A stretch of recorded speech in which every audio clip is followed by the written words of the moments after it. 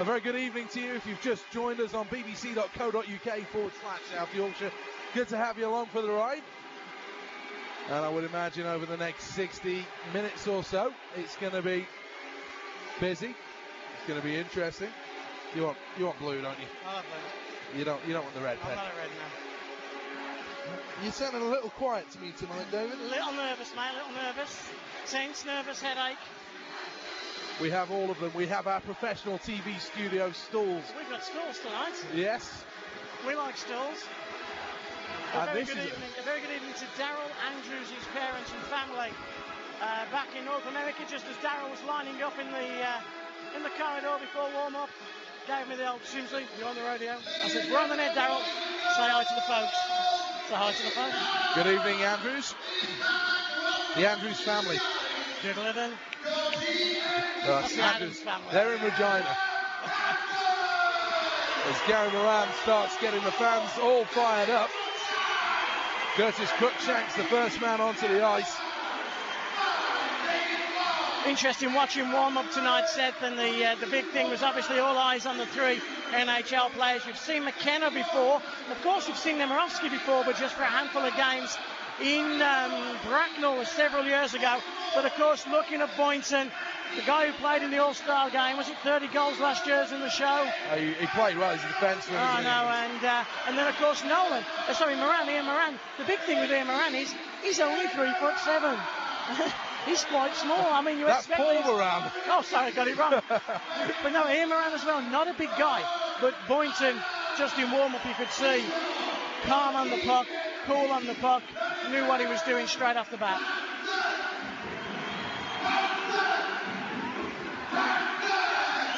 Clapping doesn't really work when you've got a microphone in your hand. We've all found that difficulty in our time. Yes, we have. Some big names there out on the ice. So you had a complaint when you found me?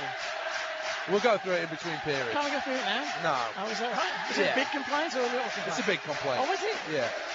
All right. Excuse me, folks. We're just going to turn off for a second. We'll be back in 30 seconds.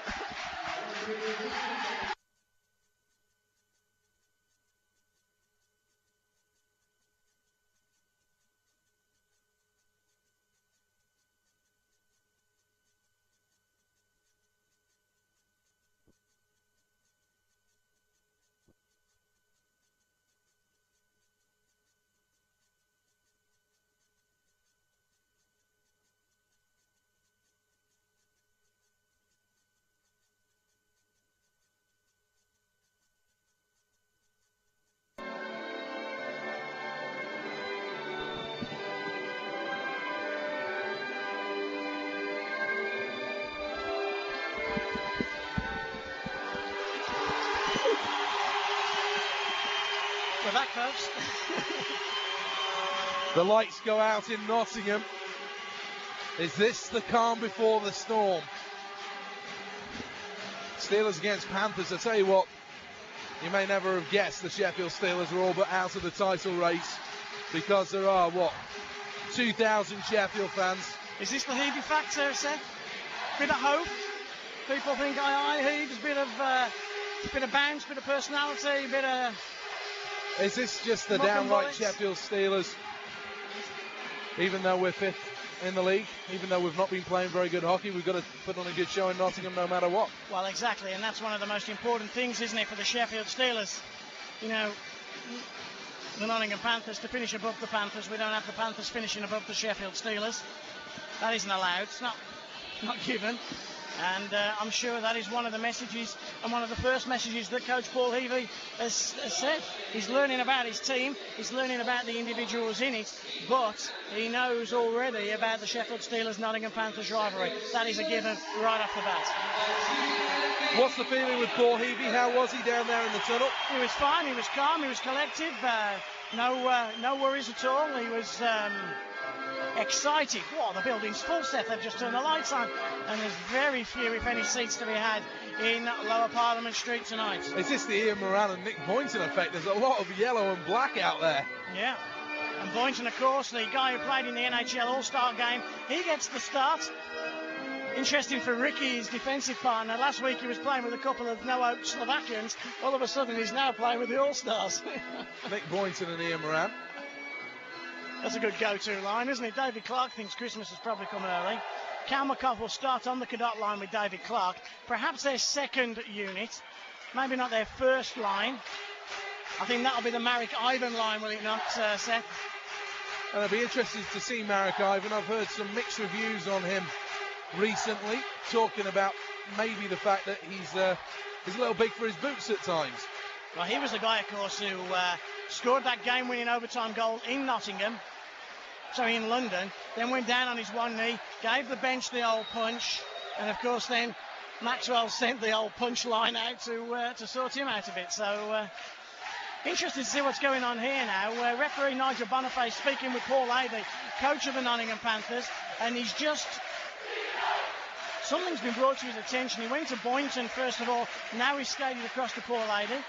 I don't know if perhaps the starting lineup that he was originally going to go with and he put on his game sheet, maybe that wasn't the starting lineup that was actually out on the ice. And actually we've seen Boynton depart, and we've seen Moran and Carlson come back out. And that was just a bit of sharp play, because I think he wants Boynton to play against this top line of the Sheffield Steelers. And the top line of the Sheffield Steelers is, of course, Eric Anderson, Mike Perron, and Jeff Christian. Am I going first 10, old boy? Yeah, you jump in. We didn't do too well the other way in Cardiff. Okay, we didn't. Now a bit of a rough start. Callie Carlson on the puck, flicks it into the neutral zone, only finds Eric Anderson, left-handed shot, Andy just bings one around the board. And Cruikshank comes in, Moran goes to get the puck. Christian and Moran play together as well, so a little bit of local knowledge. Christian just helps the puck along in the direction of Perron. Goes all the way out. Kalmakov comes in. Long cross-ice pass by Shuja. Intercepted Cadott. Cadott fans on the pass. Steelers have got back. And that was one of the early messages from Coach Paul Heavey for the forwards to get back. Christian gets taken into the boards by Clark. Passing a little haywire at the moment. Kalmakov on the puck. Bit of a pick by Cadott. Kalmakov still has it. Goes over the blue line. Takes a shot. Deflected into the corner by Jamie Platt.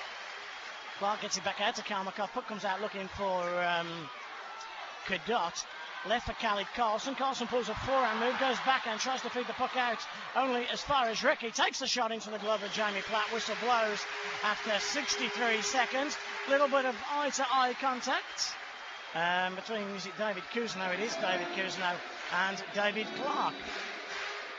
Long first shift for the Nottingham Panthers. They got their unit out there and they were quite happy to leave it out. They're now going to throw out that second line, or that first unit, if you want to say, of Ivan, along with Nemirovsky, and then they put Paul Moran on it, haven't they? Nemirovsky has been playing in the Russian Elite League, played in the Coast and the American League and the United League a little bit, played a short spell in Bracknell, didn't last too long there, Mikhail Nemirovsky, and the biggest fear, isn't it, when any team signs a Russian, is you're not going to be able to pronounce his name, and it's such a great feeling when his name was Nemirovsky. I mean, that was I didn't care who it was as long as we could pronounce it. Down the right-hand side come the Sheffield Steelers. They get taken down. It's that man Lafave. Good work, Faber. Faber puts, it's Dudian. Dudian puts the brakes on. Paul Moran, opposed to Ian Moran, gives it to Ricky. It's like we won't be able to tell the difference between those two. Here's Cousineau. Takes a stride, gives it Captain Darling. Darling back to David Cousineau. Adams just circles in front of him. Cousineau bangs one against the boards, in fact goes over the boards into the crowd, kills a lady in row 3, and face off in the Steelers defensive zone. And the one thing Paul Heavey has said to me is, David, I just can't believe how little depth in strength there is here. And that means a lot of players taking an awful lot of ice time and a lot of double shifting. We see Ben Bliss and Gavin Ferrand on his first shift. But no messing. 29 seconds was the shift length for that second line of the Steelers. And even though it's a defensive zone draw, the Steelers... Shot comes in, rebound faded out, and it was Moran, the NHLer. Now it's with Gavin Farrand. And when I went for a little stroll with Paul Heavey, one of the things was that these kids have got to play. He says, because couldn't playoff time, they've got to play an important role in our season. And here's a chance for Gavin Farrand. He just knocks one into the centre position where Cruikshank just gets on it. Good work by Blisser on Myers. And Scott comes in for a loose puck, and Ferrand gets it and goes to the bench. Steelers get a change. Bliss thought about it. Perron comes on for Ferrand. And already a lot of conversation on the bench. He's been up and down the bench a couple of times. We'll be on coach watch as we go tonight. Ian Moran, the Boston Bruin, dumps it down the boards, aiming in the direction of Konstantini Kalmakov. He was the guy who was rumoured to be getting the bully, but it was Medosko that went eventually. Anderson pulls more moves than he perhaps should have done and confused himself. And Boston Bruin Ian Boynton Gets it out, gets taken into the boards by a man who has no respect for a lot of things, Mike Perron. Good work from Perron. Boynton's calling for it. Kalmakov gets it back out to Cadott. Clark clashes, and Darling gets there first, and little backhand dink so far as Mike Perron. Perron's going to try and get to the red line and get it in. He couldn't quite get to the red line first, and Anderson was put in a little bit of a predicament. Cadott has a little bit of space, headmans the puck, takes a shot. Hits a bit of the glove before Kalmakov just rims it round the boards. Puck comes back out to Ricky. Ricky's got Clark on the far post. Takes a shot, rebounded. Ricky's now got it out in front. And a big chance as well for Nick Boynton, who crept in as we hit the 3-minute mark. And a little bit of physical contact along the boards. And it's that man Perron again. But Sheffield have it with Cousineau. Red line. And takes a high wind. And that's a handsome pass into the glass. And that's Kim Alrous's first action in weeks. Yes, Kim Alrous standing behind the glass. I said Kim Alrous got more headaches than my wife. Every time you go near that guy, has a headache, concussion. Big loss to the Nottingham Panthers, though, because he's a good player on his day. Go to bed early, Kim. It works for the wife. Panthers 0, Steelers 0. If you want to text us, you can do this evening on the 07973 116 185. You almost forgot it then, didn't you? Do you want to say it again? 07973 116 185. Callie Carlson does his Jane Torval and Christopher Dean impression and has to come back a couple of times because a couple of Panthers had gone high. Carlson then takes a bit of a run at Darrell Andrews. Easy to do that when you've got the 6'4" NHLers on your team. Callie wasn't doing that before they arrived, of course. And Carlson's gone in pretty deep and he's trying to pin Darrell Andrews. Dudium comes in for a bit of moral support. Who's going to get there first? Is it going to be Marek Ivan? No, it's Sample. And Sample's just going to dink one off the boards, and he does a good job. And he gets it to the big G. Adams. Adams gets it to Dudium. Dudium top of the circle. Fires one 5-0. Cruikshank makes the save. And Mark Dudium shooting the puck. That's the message from Paul Heavey. A very clear message as well. Steelers worked hard. He got Shudra. And in weeks gone by, Dudium wasn't taking the responsibility of putting the puck on net, and that's exactly what he did. And when Dudium went down there on the 2-on-1, you were half expecting the pass. In fact, I was expecting it to come across, and it didn't. And I was pleased to see Dudium. Good goal scorers are greedy goal scorers, and that's what you need. Face-off win, back out to Darling. Darling's going to take a shot. Blocker by Cruikshank. Who's going to get there first? Excellent work again by Sample. Gets crushed into the boards. Boynton on the backhand pass right on the tape as well of... who's that? Who the hell's that? Oh, sneak somebody out. There's Wojciak, isn't it? Wasn't he in a group, Wojciak and Wojciak, or was that somebody different? There's Darling. Gets caught with it, gets taken down as well, and a turnover, but then good work by, I think it was Gav Farrand on Wojciak. Platt comes out, makes the catch, and whistle blows. And the battle of the third lines, and one thing Heaves was really concerned about in the early stages of this game was whether Paul Adey would use his last change and get the big line out against I've got to say that third unit has so far come out and have had a lot of grit and a lot of determination, and they've worked very, very hard. And this is a chance for Ben Bliss. This is a chance for Gavin Farron, because you know what? Paul Heavey knows neither of them really from Adam, so they've got a chance to impress him. Clean sheet of paper. That's exactly what it is, isn't it? Everybody starts afresh. Cadott gets kicked out of the circle. David Clark comes in. 4:28 gone first period. We're still scoreless here in Beirut. Shuja tries to dipsy-doodle his way out of it, but not to be. And Kalmakov had a bit of a loose puck. Puck's in the neutral zone now, collected by Nick Boynton. Right-handed shot, as smooth as they come. Like the wife's legs after a long bath and a good shave. As smooth as possible. And Shuja just gets the put back into Jamie Platt. But he is smooth, isn't he? What else? How would you describe smooth? Oh, no, he is very, very smooth. He makes Shane McCosh look like a ragged skater, doesn't he? He's smooth. He's a decent player. He's a good boy, isn't he? I mean, Darrell Andrews has just made the save of the night, by the way. A little back pass from Darrell Andrews where he had to strap the pad to the post there and kick it away. Oh, he's a great player, Nick Boynton, and you know, a real pleasure that fans in England can see players of his quality. Yes, wish we weren't seeing them. Wouldn't it be nice if the NHL went back tomorrow and they'd lose these three? After we've seen them. After we've seen them. No. If they went back into the second period, that would be different. Stop by Platt, leaves it for Shuja, almost gets caught with it, pass out to Perron. Just on the 5-minute point, and Perron has to do something he doesn't like to do. Circle just in front of his goalie, but he gets it out to Andy. And now the heads-up play. Anderson takes a shot. Perron goes to the net. Backhand Perron. Cruikshank gets his blocker to it. Kalmakov collects. Cadott just in front of him. Ricky's joined in the play as Clark and Boynton go to the bench. Surely Ricky was offside. There's a shot from Kalmakov, and It kind of bounced, and for a second you didn't know where it was going, and then Platter got his glove on it. Good shot came from Kalmakov against the grain there. He'd got Jamie Platt as we look at him at that far end of the ice. The Steelers are skating towards us in this first period. He got him going from left to right. He shot it back right to left, and it forced a little juggling effort off the blocker and then eventually into his catcher. Good to see Perron go to the net on the Anderson 2-on-1 as well. That's what you need. Go to the net.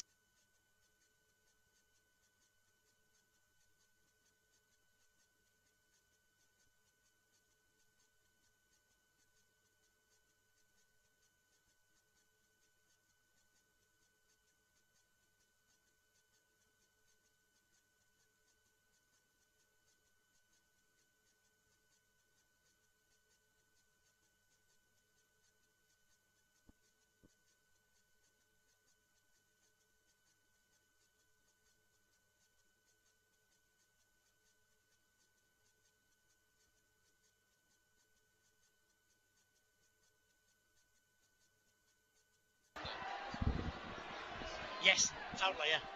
It almost doesn't matter what he's saying, does it? It's always running up and down. Sorry about that, a few technical difficulties, but we are back with you live. Still 0-0 here in Nottingham. Dave Sims. Pass out to Jeff Christian, collects on the red line. Cross-ice dump, looking for Mike Perron. Pernsey picks it up. Right-handed shot, Callie Carlson comes in. Pass back to the point. Shot comes in. Oh, there was a bit of a rebound, and it almost fell to Eric Anderson. Schuger with like a weak shot, just trying to get a few deflections. Now Perron's got to get the cycle going. Back out to Anderson. He scored the winner here, didn't he, in overtime not so long ago. Marek Ivan, drop pass, Ian Moran. What's Ian Moran going to do? Because he's used to passing to a few better players than Paul Moran, but anyway, he gets it and he gives it to Marek Ivan. And Marek Ivan knocks one through, collected Darryl Andrews as McKenna's on him. That's a pretty big line, isn't it, they've got out there right now. They've got Marek Ivan out there. They've also got Nemirovsky, Ricky, and then they've got Boynton as well. So they're powerhousing up, and it's Marek Ivan who makes Jeff Christian look a little bit of a fool. Takes a shot, gets deflected, just goes past the stick side of Jamie Platt's goal. Steelers now bang one off the boards. They come out only as far as the neutral zone. Marek Ivan tries to headman again, does headman, gives it back to Nemirovsky. Nemirovsky loses it in his skate. Is there a chance for a breakaway here? Steelers perhaps can get a bit of a 2-on-1 going. It was with Ferrand and Christian. Ferrand's got to go to the net and Christian's got to find him. Can't do so.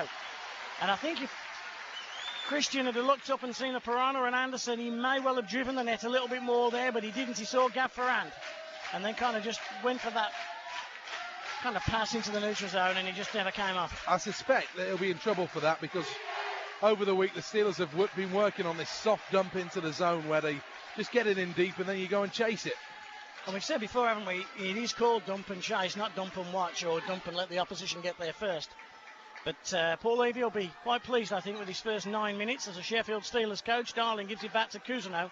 Cousineau's looking for the man on the outside. It is Dudium, who makes a lovely little pass to Sample, who gets run over by Boynton. Cruikshank comes out of his net to feed. Kalmakov gives it to Cadot, and he gives it a little soft ice dump. Schuger bursts across the ice. Don't hear that very often, do you? Schuger bursts across the ice, but he does, and a cross-ice dump in the direction of Sample. Sample's still there. This time it's Sample versus Paul Moran. He has a bit more joy with Paul Moran than he had with Ian Moran. But good work by Sample. Moran's got his stick right in his face. No penalty called by Nigel Boniface. Pass out in front by Lefebvre. A bit of a pass to nowhere. So it's Jared Adams. Now Dudium gets it as Adams makes his way back to the bench. Collected by Ian Moran, who has Matt Myers with him. Myers is just on the drop pass if he feels like doing it, but Moran gets taken out. Ian Moran by Mark Lefebvre. And now it's Dion Darling. Rims on around the board, and again that goes into the crowd as well. And 3 or 4 times the puck's been rimmed round that far side, hit the plexiglass, and ended up going high into the crowd. Those are the expensive seats in Nottingham, because you may be paying for dental surgery for the rest of the year. It may only be a £15 ticket to get in. It may be a £2,000 snip, though. 10:58 remaining. I've got 58 seconds to bring you the first Steelers goal. Let's see what we can do. Face off in the Panthers defensive zone. Does he come out of the zone? No. It's there with Boynton. Takes a shot. Deflected by Platt into the corner. Collected by Gav Ferrand. Gav Ferrand leaves it for Cousineau. Knocks it into the neutral zone. Collected Ben Bliss, who chips it into the corner. Then goes for a skate round to get it. He had to take the long way because Marek Ivan and Ricky, they were all there trying to get a piece of him. Moran is out there. Paul Moran this time. Paul Moran's got it off a pass from Myers. Gets it back. Myers takes a shot. Deflected off the stick of Bliss. Goes out to Ricky. Chips one into the corner. collected by Wojciak, tries to get it back to Paul Moran. Paul Moran faked the forehand, went to the backhand. Now Gaffaran gets it to Lefebvre. Can Lefebvre hit the red line and get it in deep? He skates across, gets the red line and gets it in deep, and now goes for the change. And that soft dump again, where he just ladled it down this near side and then made sure it gave the chance to go for the change. And I've been really impressed with the third unit for the Sheffield Steelers so far. No respect of reputations. Mike Perron just runs Nick Boynton. Only $1.5 million in between their two pay scales. And it was Pernsey that got the better of Boynton on that occasion. It's live in the Steelers fans up here. It's Perron again. Top of the circle. Fast one. Rebound out in front. Christian couldn't quite contact. Perron's on a mission. Perron back to the point. Darrell Andrews looks for the wraparound. Christian gets taken down. Penalty against the Panthers. It's coming in, folks. And it's going to be a penalty taken on the Nottingham Panthers as Christian was hauled down in front of the net. And at 10 minutes and 19 seconds, the Steelers will go on their power play. And the Nottingham Panthers are going to lose one of their NHL boys, I think. Ian Moran could be the one that's being called across to the penalty boxes. He looks a little dumbfounded as he starts to make his way across. And Moran will now take his seat in that penalty box. So the Sheffield Steelers power play has to start ticking sometime soon. 20 minutes every day in practice. The Sheffield Steelers have been on the power play this week. That was my little KFC chat with Heaves about an hour ago. We were just talking about his week so far. And he puts the big unit out there. That's the Jared Adams unit with Sample and Dudium. So actually, he doesn't put the big unit out. He's saving the Perron Anderson unit. Here's Ron Shuja. No, I'm sorry, mate. I've brought into 30 seconds of your time. So to take us through to the end of the first period. And the Steelers' first power play, Seth Bennett. Andrews takes Boynton hard into the boards, right down below us. Can Dutian win the puck? Round the boards it goes into that right wing corner. Picked up by the Sheffield Steelers. Here's Adams. Oh, it just took a bad bobble for him, though. And it should be cleared away. Cadot going to get hit hard here. Steelers win the puck back. The referee just won't get out of the way, though. Cadot's there. So's Boniface. He's pinned in on the boards. He's trying to get the hell out of there. He can't quite do that. It's a great hack on the back of Cadot's leg by Adams. Everybody's pointing and shouting and moaning as Andrews will pinch in again. And the Steelers will try and get this puck going again. This has been a good shift, pinning the Panthers back. Now can Ducium set up. The puck won't settle on his stick. They need somebody out front now. There's a man to go and do that. That is Shooter. Shot's going to come in right the way through. Cruikshank didn't see it. He made the save in any case. And now this is a chance for Boynton to clear it all the way down the ice off the stick of David Clark.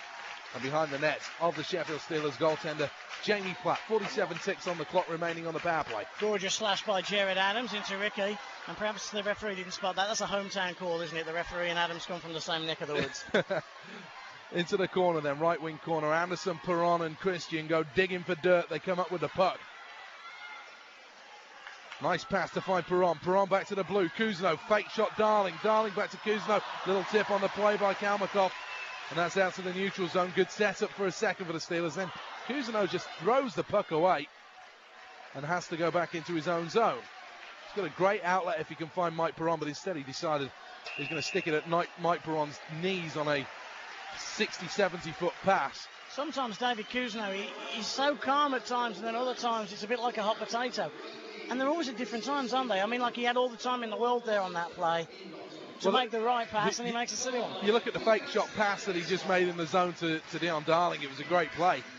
And then he had to put it on the ice to Mike Perron and didn't make that happen. And I guess that's why he's playing with the Sheffield Steelers now. Long-range shot comes in, that rings off the side of the net from Nick Boynton, and you see he has a lot of quality, Nick Boynton. Panthers back to full strength. Steelers bring it away. Here's Mike Perron on the soft dump in. Cruikshank comes out to play the puck. Boynton will send it up the middle of the ice to Ivan. Ivan goes left side, Nemirovsky. Into the zone he comes. Chopped away, though, by the Steelers. Well chopped by Dion Darling. Here is Ducium. Speed into the zone. Ricky ahead of him. Shot comes into the body of Cruikshank. 3 shots, Mark Dudium, from pretty impossible angles. But you know what? A week ago, he wouldn't have been taking those shots. So it's good to see Doots he's certainly back in firing the puck mode. And a lot of ice time for this third unit. Paul Heavey definitely just rotating 3 lines. He's got to have a look at them. And he's got nothing really to lose this evening. I mean, yeah, granted he can lose the game. Steelers realistically are already out of the league challenge. This is more of about a fact-finding mission for Paul Heavey tonight. Well, 10-game playoff run before the playoffs, isn't it? Yeah, and you have to see a side that wants to play, and he's got to see what players can play. And you know, the likes of Gav Farron and Ben Bliss are going to show up, and they're going to come and do their best as the puck's rimmed in deep from Ian Moran. Steelers will get it away through Gav Farron. Here's Callie Carlson to bring the puck clear. He flicks it in soft. Steelers will go back with Andrews. He makes contact on Kalmakov, and then Eric Anderson comes in, and he gets a piece of David Clark. Perron makes the interception in the zone. Good play. Steals it from Boyton. Back to Darling. Shot comes in. Rims off the leg of the defenseman. Anderson will keep it round. He's got Clark hanging on to him. Now Mike Perron will set it going. Back towards the blue and Dion Darling. Darling, no traffic out front as Mike Perron is just taken to the ice. Steelers holding up well. Shot comes in. Couldn't find Kuzno. And now Myers will bring it away on the far side of the ice. And the Steelers holding up really well in the zone. Got back very quickly there, didn't they? It's a different method of hockey the Sheffield Steelers are playing this evening. Boynton back on the blue line. Sends it in low. Little play. Could be a chance out front. Great save by Jamie Platt. Great play by the defenseman getting back. Gordon Panks against Pelly, wasn't it, that save? That was an absolute gem by Platter. Because for all intents and purposes for where we were sitting, the Panthers had pretty much an empty net to shoot into. Dumped in by Christian. I know Jamie Platt has got a great affinity with Paul Heavey. He's a big fan of the way the Steelers' new Scottish coach marshals his team. And I'm not saying that he didn't like Rob Stewart. But also, I think Heavey likes Platt as well. Heavey would have had Platt back in Manchester next year, this year, if things had worked out differently there. He was his go-to guy during the playoffs. And look at the way the Sheffield Steelers are working right now. They've got the one man. And I know they were talking as there's a man that goes to ice here. There's a call of a penalty from the Panthers fans. I don't think it's happening on Marek Ivan. Well, that should have been a penalty, but it should have been a penalty for diving because there wasn't a Steeler within 4 foot of him. Icing should be blown as Carlson gives the puck away with 4:41 left on the clock. 0-0 still here at the NIC in Nottingham. 07973 116 185 is the text phone number. Do let us know that you can hear us tonight. Yes, we haven't had anybody contact us yet, have we? Mind you, they're all here. Oh, then again, I look at my phone and there's 5 messages. Oh, good. Probably saying, where were you? When it all disappeared. Bison 1, Giants 1. Face off right side of Cruikshank's goal. Let's take the draw as Mark Ducium doesn't win the face off. And now left side, here's Kalmakov. Carlson spreads it to Kadok. Red line right side, and now over the blue. He's done well to find Kalmakov. Shot comes in. Stick save, Jamie Platt. And the Steelers will pick it up again. They are taking their men out of the play ever so well. Here's Jared Adams. Soft dump into the corner. Chasing. Here are the Sheffield Steelers, and they're going to pick it up with Mark Ducium. Ducium in this left wing corner will play it around the boards again. Jared Adams will go chasing. Gav Farron moved up a line here. Interesting stuff. Here is Kuzno. Cuts back inside again. Steelers got to go back. Jared Adams is going to go to the bench. I think he's got a problem here, Jared Adams. Just skates to the bench. The puck went right by him. And now the Steelers will bring it away with Mark Lefebvre. Lefebvre got options ahead of him. Good speed through the neutral zone, though. Steelers have broken the puck. Here is Mark Lefebvre. Shot comes in. It is off the blocker, but Lefebvre will pick up the rebound. Left wing corner. Now Lefebvre swings around the ice. Bliss with a little chop to keep the puck alive. Here's Boynton. McKenna can clear away. There's Ivan Nemirovsky and McKenna against the Sheffield Steelers third unit. Long range shot. Shudra just wide. Picked up by Perron. Perron needs help from Bliss.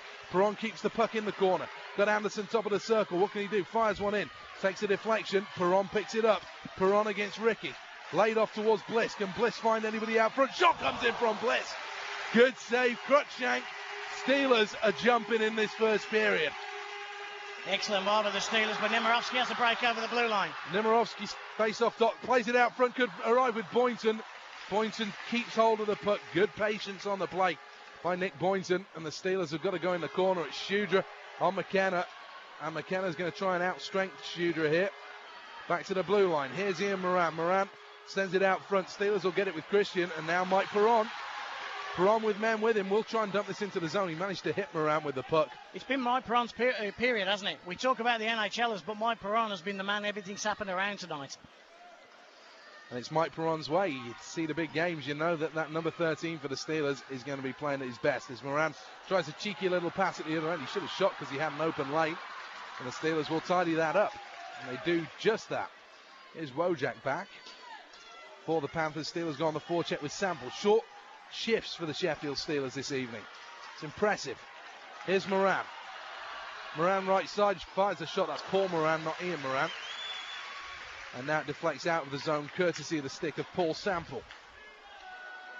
And there is always going to be a honeymoon period, as there's going to be an offside called here on Myers. 1:56 to go, 0-0. There is always going to be a honeymoon period when a new coach takes over a club. But it's a different system to the way the Sheffield Steelers are playing right now, and there seems to be a different attitude. I think it's a more of my Blaisdell way, isn't it? I think that's exactly how the Steelers are playing it right now. They're doing the hold-ups well, all those little things that Blazer used to insist on. Guys coming back along the lanes, picking up the wingers, doing all those simple little jobs, and I think that's perhaps what Paul Heavey has asked them to do in the first 3 days. There seems to be a bit more jump, doesn't there? There seems to be a bit more bite. They're trying to impress the boss, aren't they? And there looks to be a bit of confidence about the Sheffield Steelers right now. And in Cardiff, there really wasn't that kind of confidence, particularly after Cardiff scored. Here is Cruikshank, and I suppose that's the big test when the Steelers come under a lot of pressure. Can Christian keep it in? He does on his backhand side. Little neat play to try and find Anderson. Well cut out by Dave Clark, and Clark can find Boynton, who's head-manning on Shudra. You know who would win in that foot race, but fortunately Shudra plays the smart way and holds up Boynton, and then Steelers have to go into the corner. Good play by Eric Anderson to wrap up his man. Shudra's back there. Puck comes out front again. Steelers recycle in the corner, and then Christian takes a chop at his man. Here's Boynton.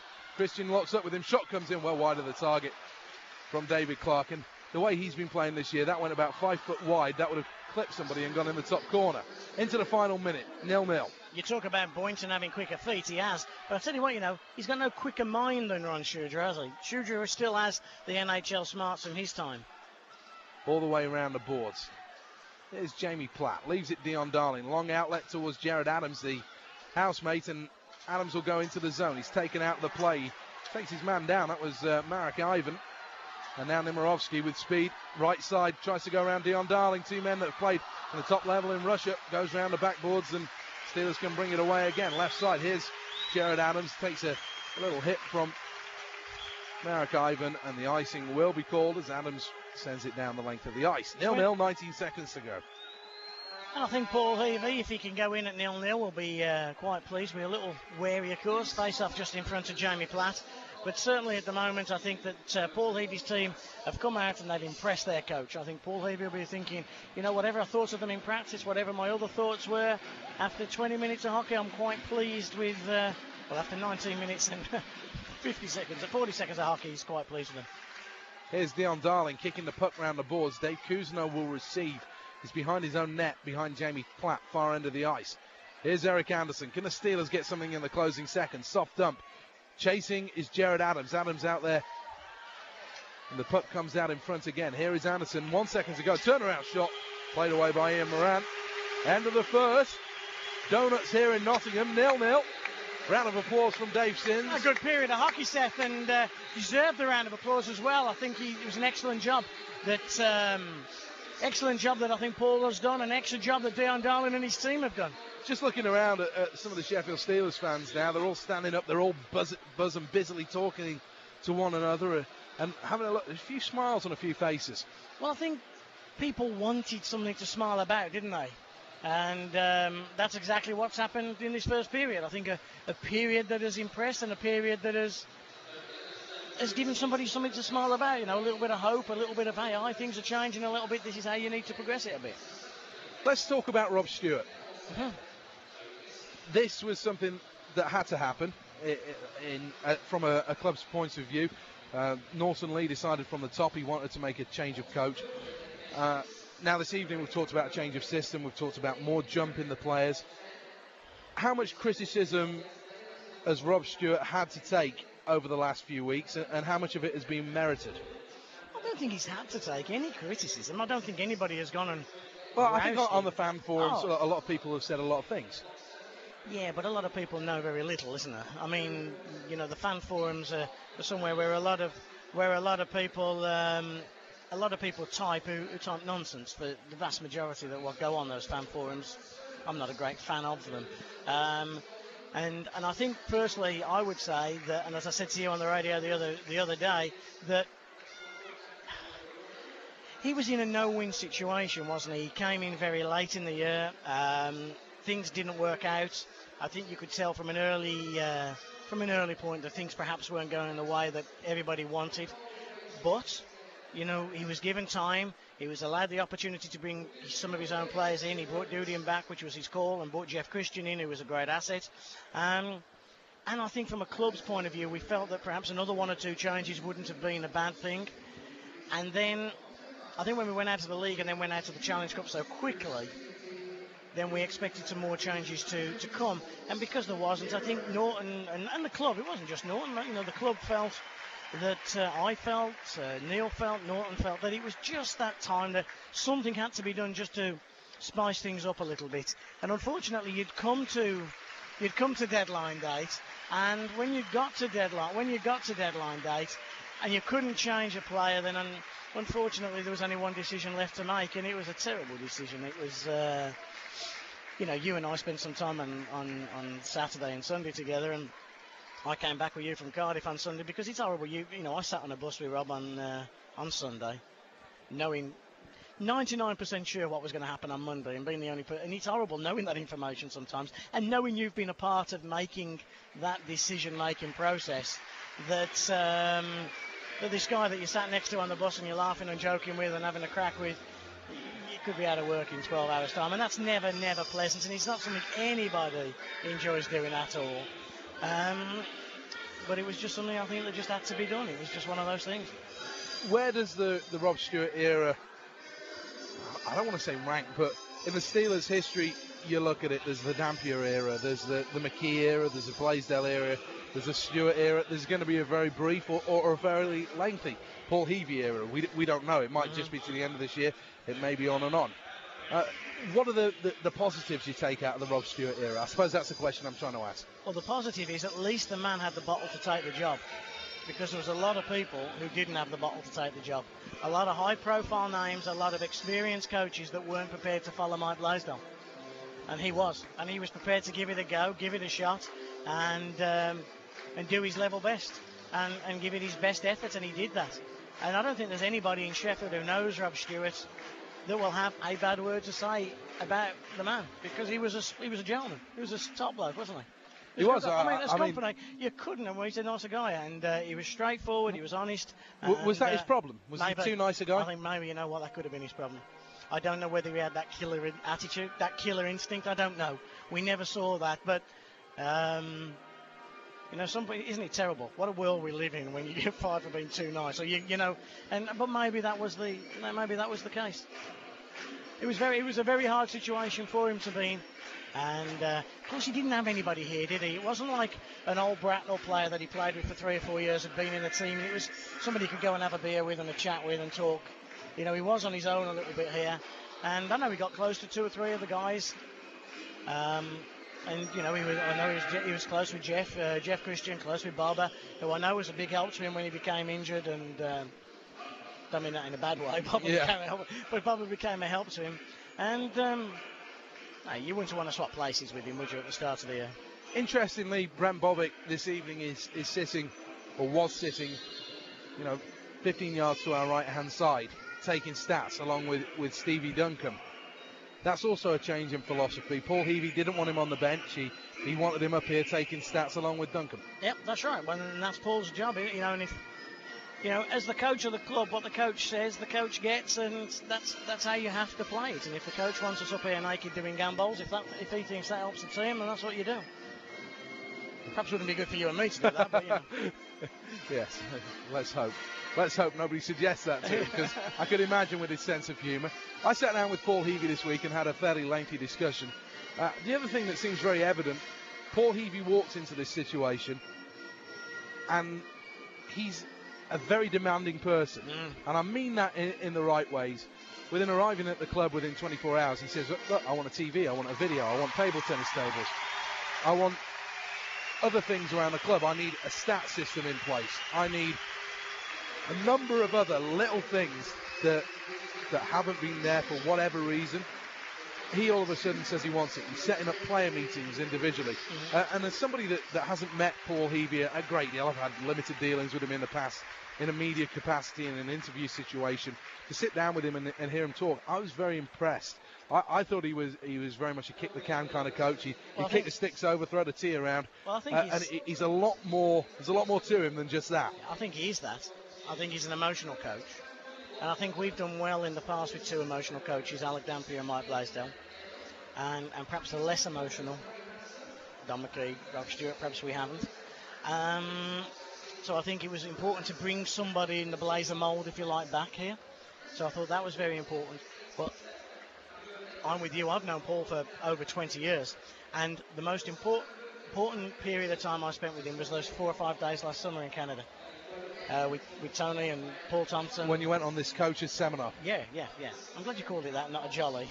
Coach's seminar. And I didn't realise just how methodical and how prepared and how much time he put into his preparation. And he is absolutely 24/7, totally focused, totally committed, obsessed maybe, man. And I think that is what Sheffield needs. I think that is something that works. I didn't expect it, but he reminds me a lot of Paul Thompson. The little bit more I've got to know him, the Coventry Blaze coach, who to me could be one of the most prepared coaches in the league, one of the most hard-working coaches in the league, and has one of the best teams in the league for all of those reasons. And Paul Heavey seems to be of similar mind. He sits there and he considers it. And it's that Solihull background, both of them had it. Did he sack Heavey?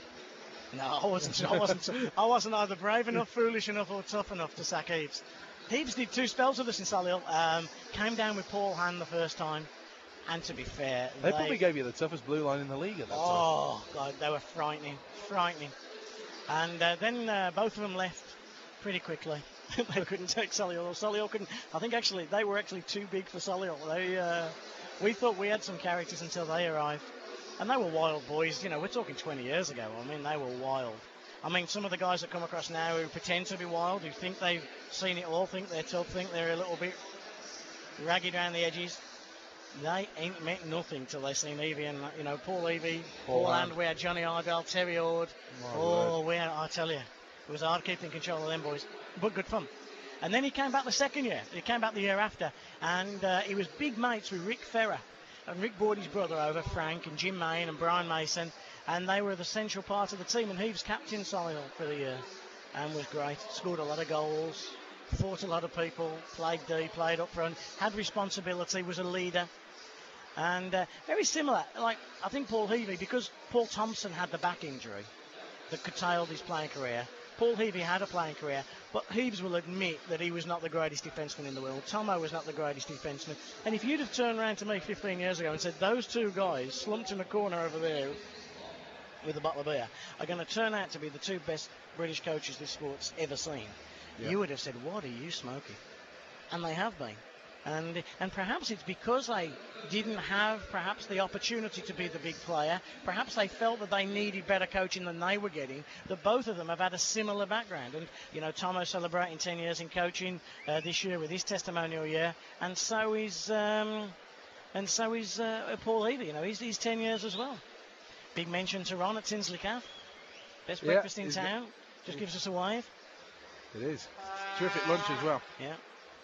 Always and that mad guy in the Romanian top, I think he's one short of a full load myself, but... Well, he's from Leeds. Is that what it is? He's from Leeds, yeah. Boing, boing, boing, boing, yeah. Exactly. It's a good job that he didn't see you. We need drink here, don't we, mate? Do we? Yes, we do. Whether it's water or alcohol, I don't know, but we need drink. Well, you're always good on these things. I'll go and find somebody I'll chase. Right, keep your text coming, 07973 116 185. We're going to get a quick drinks break here. Try and lube up the vocal cords, and we'll be back with your text shortly.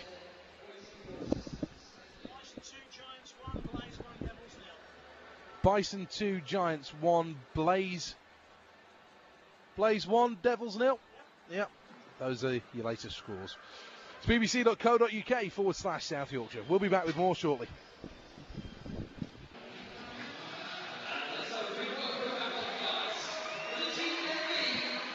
As Curtis Cruikshank leads the Nottingham Panthers to that far end of the ice.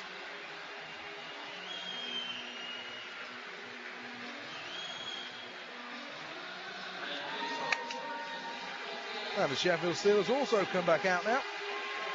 Jamie Platt moving down towards us at this near end. Terrific save by Jamie Platt. You can say what you like about the save as long as you put the headset on.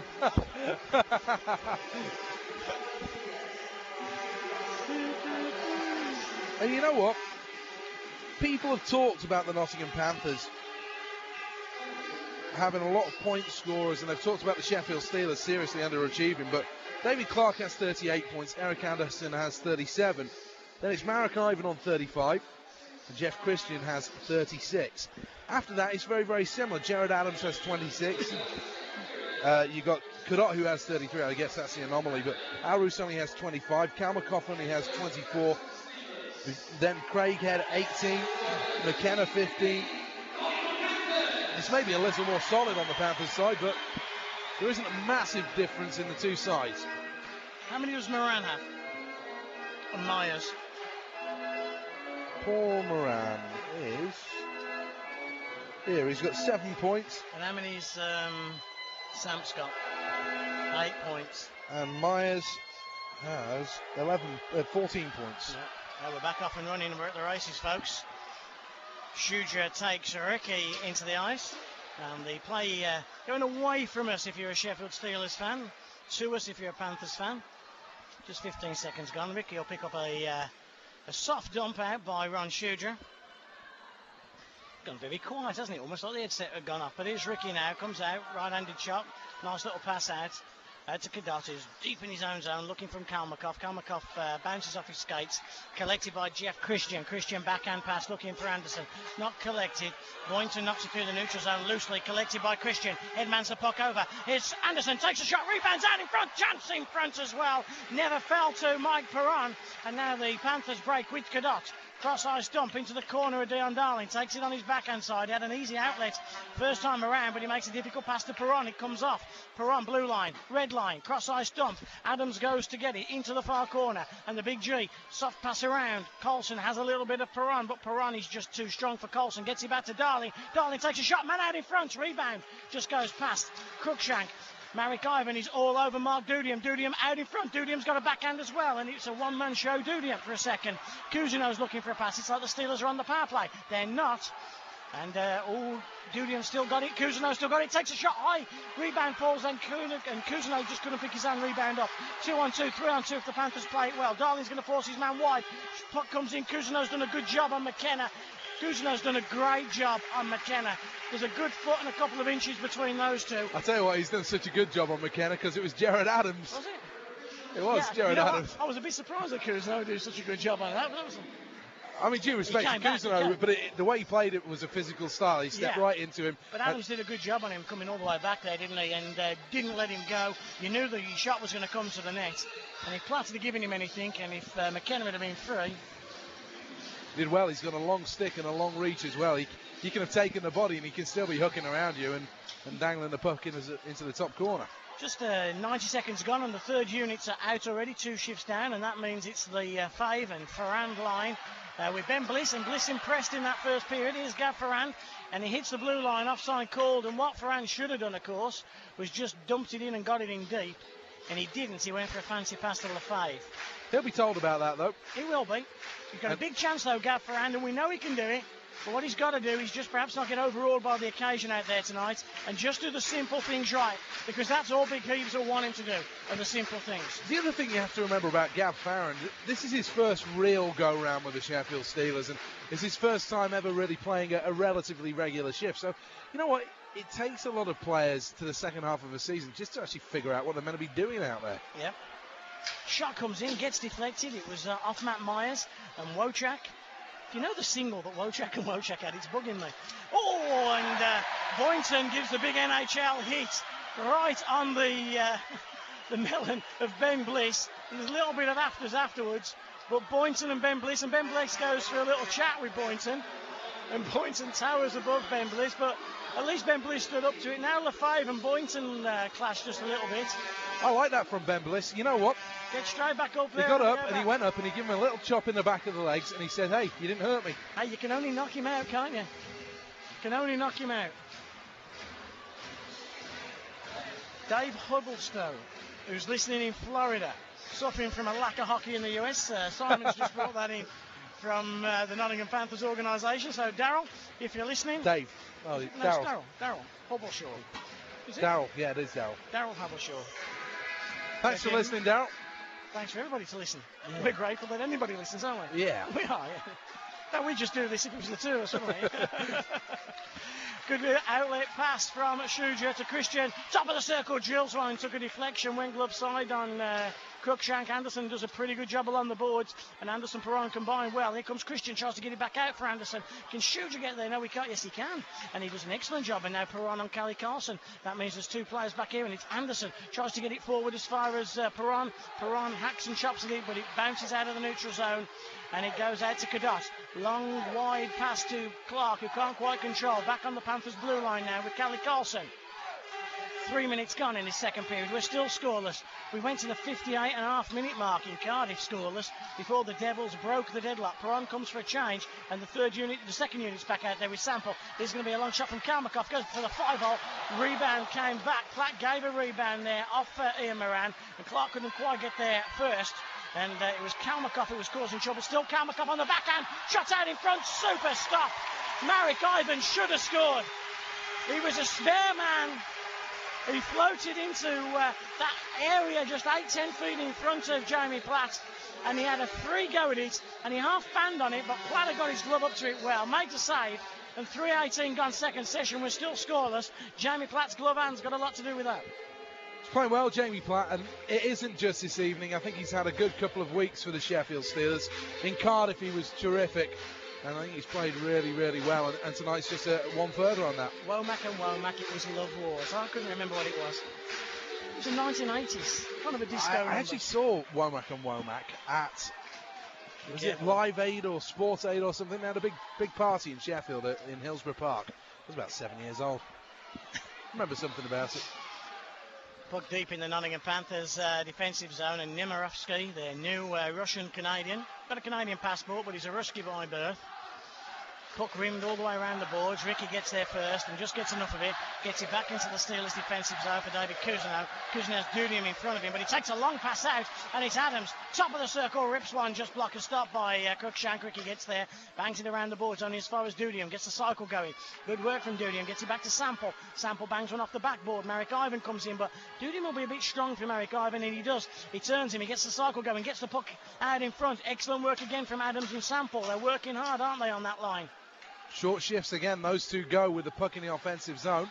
And the long pass out, and Marek Ivan gets taken off the puck. And you have that feeling with Marek Ivan, things aren't going well for him. He gives it to Nemirovsky. We'll concentrate on this play. Ofsky takes the shot, Nemirovsky does. And there's going to be a high stick coming in. He said, no, it's answered out.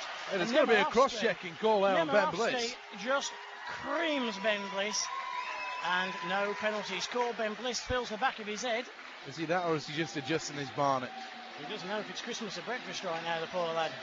That was a cross-check, though, right in the back of the head. Don't you get the feeling with that Marek Ivan that he's somebody who will get you that little goal, but he's a moody player, isn't he? I don't think he's a team guy, is he? I mean, I don't know, because I don't know. Doesn't come across as that big team player. He's a floater, I think, in a lot of what he does. Yeah, he's that kind of player. When things are good, then he's going to score you a lot of points. When the game's going well... Low-end Ed Courtney. A low-end Ed Courtney. Not as gifted as Eddie around the net. You might well be right with that. Perhaps the same word. I would be interested to get a Nottingham perspective on that. I really would be. Face off, and it's Hack and Chop, and Myers is in there again. He is their go-to guy on the face-offs. And this time it's Ron Schuger, who's got Gav Ferrand and Jeff Christian on the third line. So Ferrand and Christian do a pretty good job of knocking the puck forward into the defensive zone. Hand pass called against Jeff Christian. 4:45 gone second session. And you get the impression that Gav Farron could be looking to fight anybody tonight. He wants to make an impression on Paul Heavey. He wants to make sure that number 21 remains on the team sheet. And, you know, when he's looking for a line to throw out there, that Farron's name isn't going to be too far from his lips. Ferrand is on the right-hand side of Lefebvre and Bliss. Lefebvre at centre. And Lefebvre against Myers. And Lefebvre does not a bad job, but the puck is eventually won by Myers. Back to Callie Carlson. He goes rink wide to Nolan. And a big hit comes in from Darrell Andrews on Matty Myers. But good work from Paul Moran, who beat shoots all ends up. He knocks the puck into the neutral zone where Ferrand gets it out. Ferrand and Myers clash. Myers really got a part of Ferrand on that one. Icing waved off as the NHLer Moran gives it out to Callie Carlson. Carlson heads up play to Paul Moran. Kind of a spear in the ribs from Ferrand there that kind of halted Paul Moran's little skate. A bad bounce off the boards as Darryl Andrews now tries to find Gav Ferrand. Recchi will get there first. Line change as the Steelers' third unit comes off and replaced by the second unit, which has Sample on it. Excellent play by Darling. He was off his wrong leg and he just manages to keep the puck in the neutral zone. Gutian's just hacking and a chopping with Cadot. Collected by Darling. Rink wide past to Sample. Sample back to David Kuzno. Hard forecheck by Cadot. But Kuzno makes a nice play and makes a play to Sample, which had an interception on it from Kalmakov. That's why icing's been called off, and now Recchi gets it. Left-handed shot, Recchi goes out to... that's Marek Ivan again, isn't it? And it's David Kuzno this time, off the back of the board. So it was Kalmakov. Cadot gets taken out of the play by Jared Adams. Great play by Jared Adams. Takes a shot. Cruikshank gets a bit of it. Then the Steelers player Sample's taken down. Big hit comes in off a Panther on Dudian. Break down the left-hand side. And it's David Clark. Top of the circle. Fires it right into the shin pad of... Dion Darling. Puck rebounds around the boards to Jeff Christian. Christian's got Cadot's stick. Christian takes a wild swipe. Clark takes a shot. Glove save again by Platt. And it's a big glove tonight for Jamie Platt. Mark Cadot is weighing it up. He's looking for an option. Here's Clark. Takes a shot. Rebounds off Christian. Taken down. Penalty called against Christian. That'll be on a trip. Man out in front is Clark on a delayed play. But Steelers have the puck. Whistle blows. Dion Darling touches it. And I think Jeff Christian, is it Christian or is it Perron? I think it's Perron that's going to go on the trip. And is that for the trip? It will be for the trip. But I got to say, there was a little bit of inexperience. I don't know if you can say this about Jeff Christian. I don't think you can put him and inexperience in the same sentence. But he was just done there by the youngster David Clark, who just came across. He just chopped him right on the stick when he was out in front. And for whatever reason, the stick dropped out of Christian's hands. And that then meant that Steelers were basically 5-on-4 in the zone just while he gathered himself, got his stick back in his hand and got himself going again. And that's when the penalty came. And smart play. You've got to say smart play, David Clark. If you can get away with it, then you do it.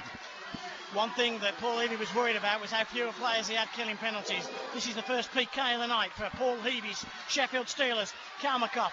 He waits. Sorry, Moran gets it back out to Marek Ivan, who's got Nemirovsky. Big Jeff McKenna in front of the net. McKenna and Shudra are just in front of Platt. Back to Nemirovsky. One-time pass. Here's Nolan. Takes a shot. Walks in. This looks dangerous. Nottingham Panthers. Steelers have sagged, and they've really sagged low as well. Big hit from Andrews on Moran. Back to Marek Ivan. Ivan fakes a shot. Still the Panthers in 31 seconds. Haven't got a shot. Here it comes. First one. Blocker save. McKenna was right in front of Jamie Platt. Shoots at as much of McKenna as he could. But in fairness, Shoots can move. McKenna can move Shoots around pretty much at will there. Good blocker save from Jamie Platt. The thing is, you can have 6'3" of Steve McKenna, and he'd still have 5-6 inches to be able to still go and get the puck. He's a big boy, and he's got a massive span. He's strong as an ox as well, isn't he? Supposed to be a top bloke as well. Not a bad word on McKenna yet. Face-off win Sheffield Steelers from Dudian. Back to David Kuzno, but Kuzno's lost out in a bit of a challenge with Kalmakov, and Kuzno's got to do better against Kalmakov in that corner.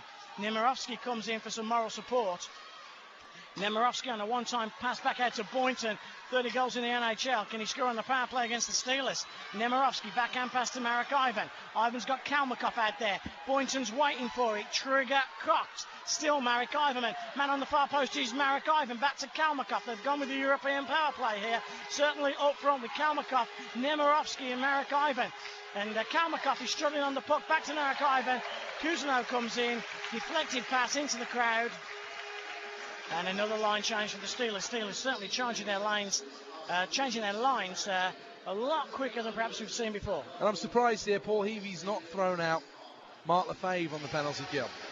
I don't know whether he's the third pair with Mike Perron that would go out there. But Sample and also Lefebvre not seen any penalty killing. It's Anderson and Christian, and Steelers will have their first chance to clear the zone. And Anderson just took too long. And they didn't clear the zone. McKenna still out there on the PP. Now it's the more North American approach. It's got David Clark and Cadott. Cadott has it. Clark's waiting in the middle. Shooter's going to get there first. Tries to rim it round the boards. Only as far as Callie Carlson. Christian intercepts over the red line. He's got Anderson with him if he wants him. Christian, nice play. Eric Anderson, come back, Andy. Come back, Andy. He doesn't. He chips it down behind the goal of Curtis Cruikshank. Carlson and McKenna take Christian. McKenna takes Christian to the ice. Now joins the play. That makes it a 5-on-3. Cadott headmans the puck. Surely that was icing.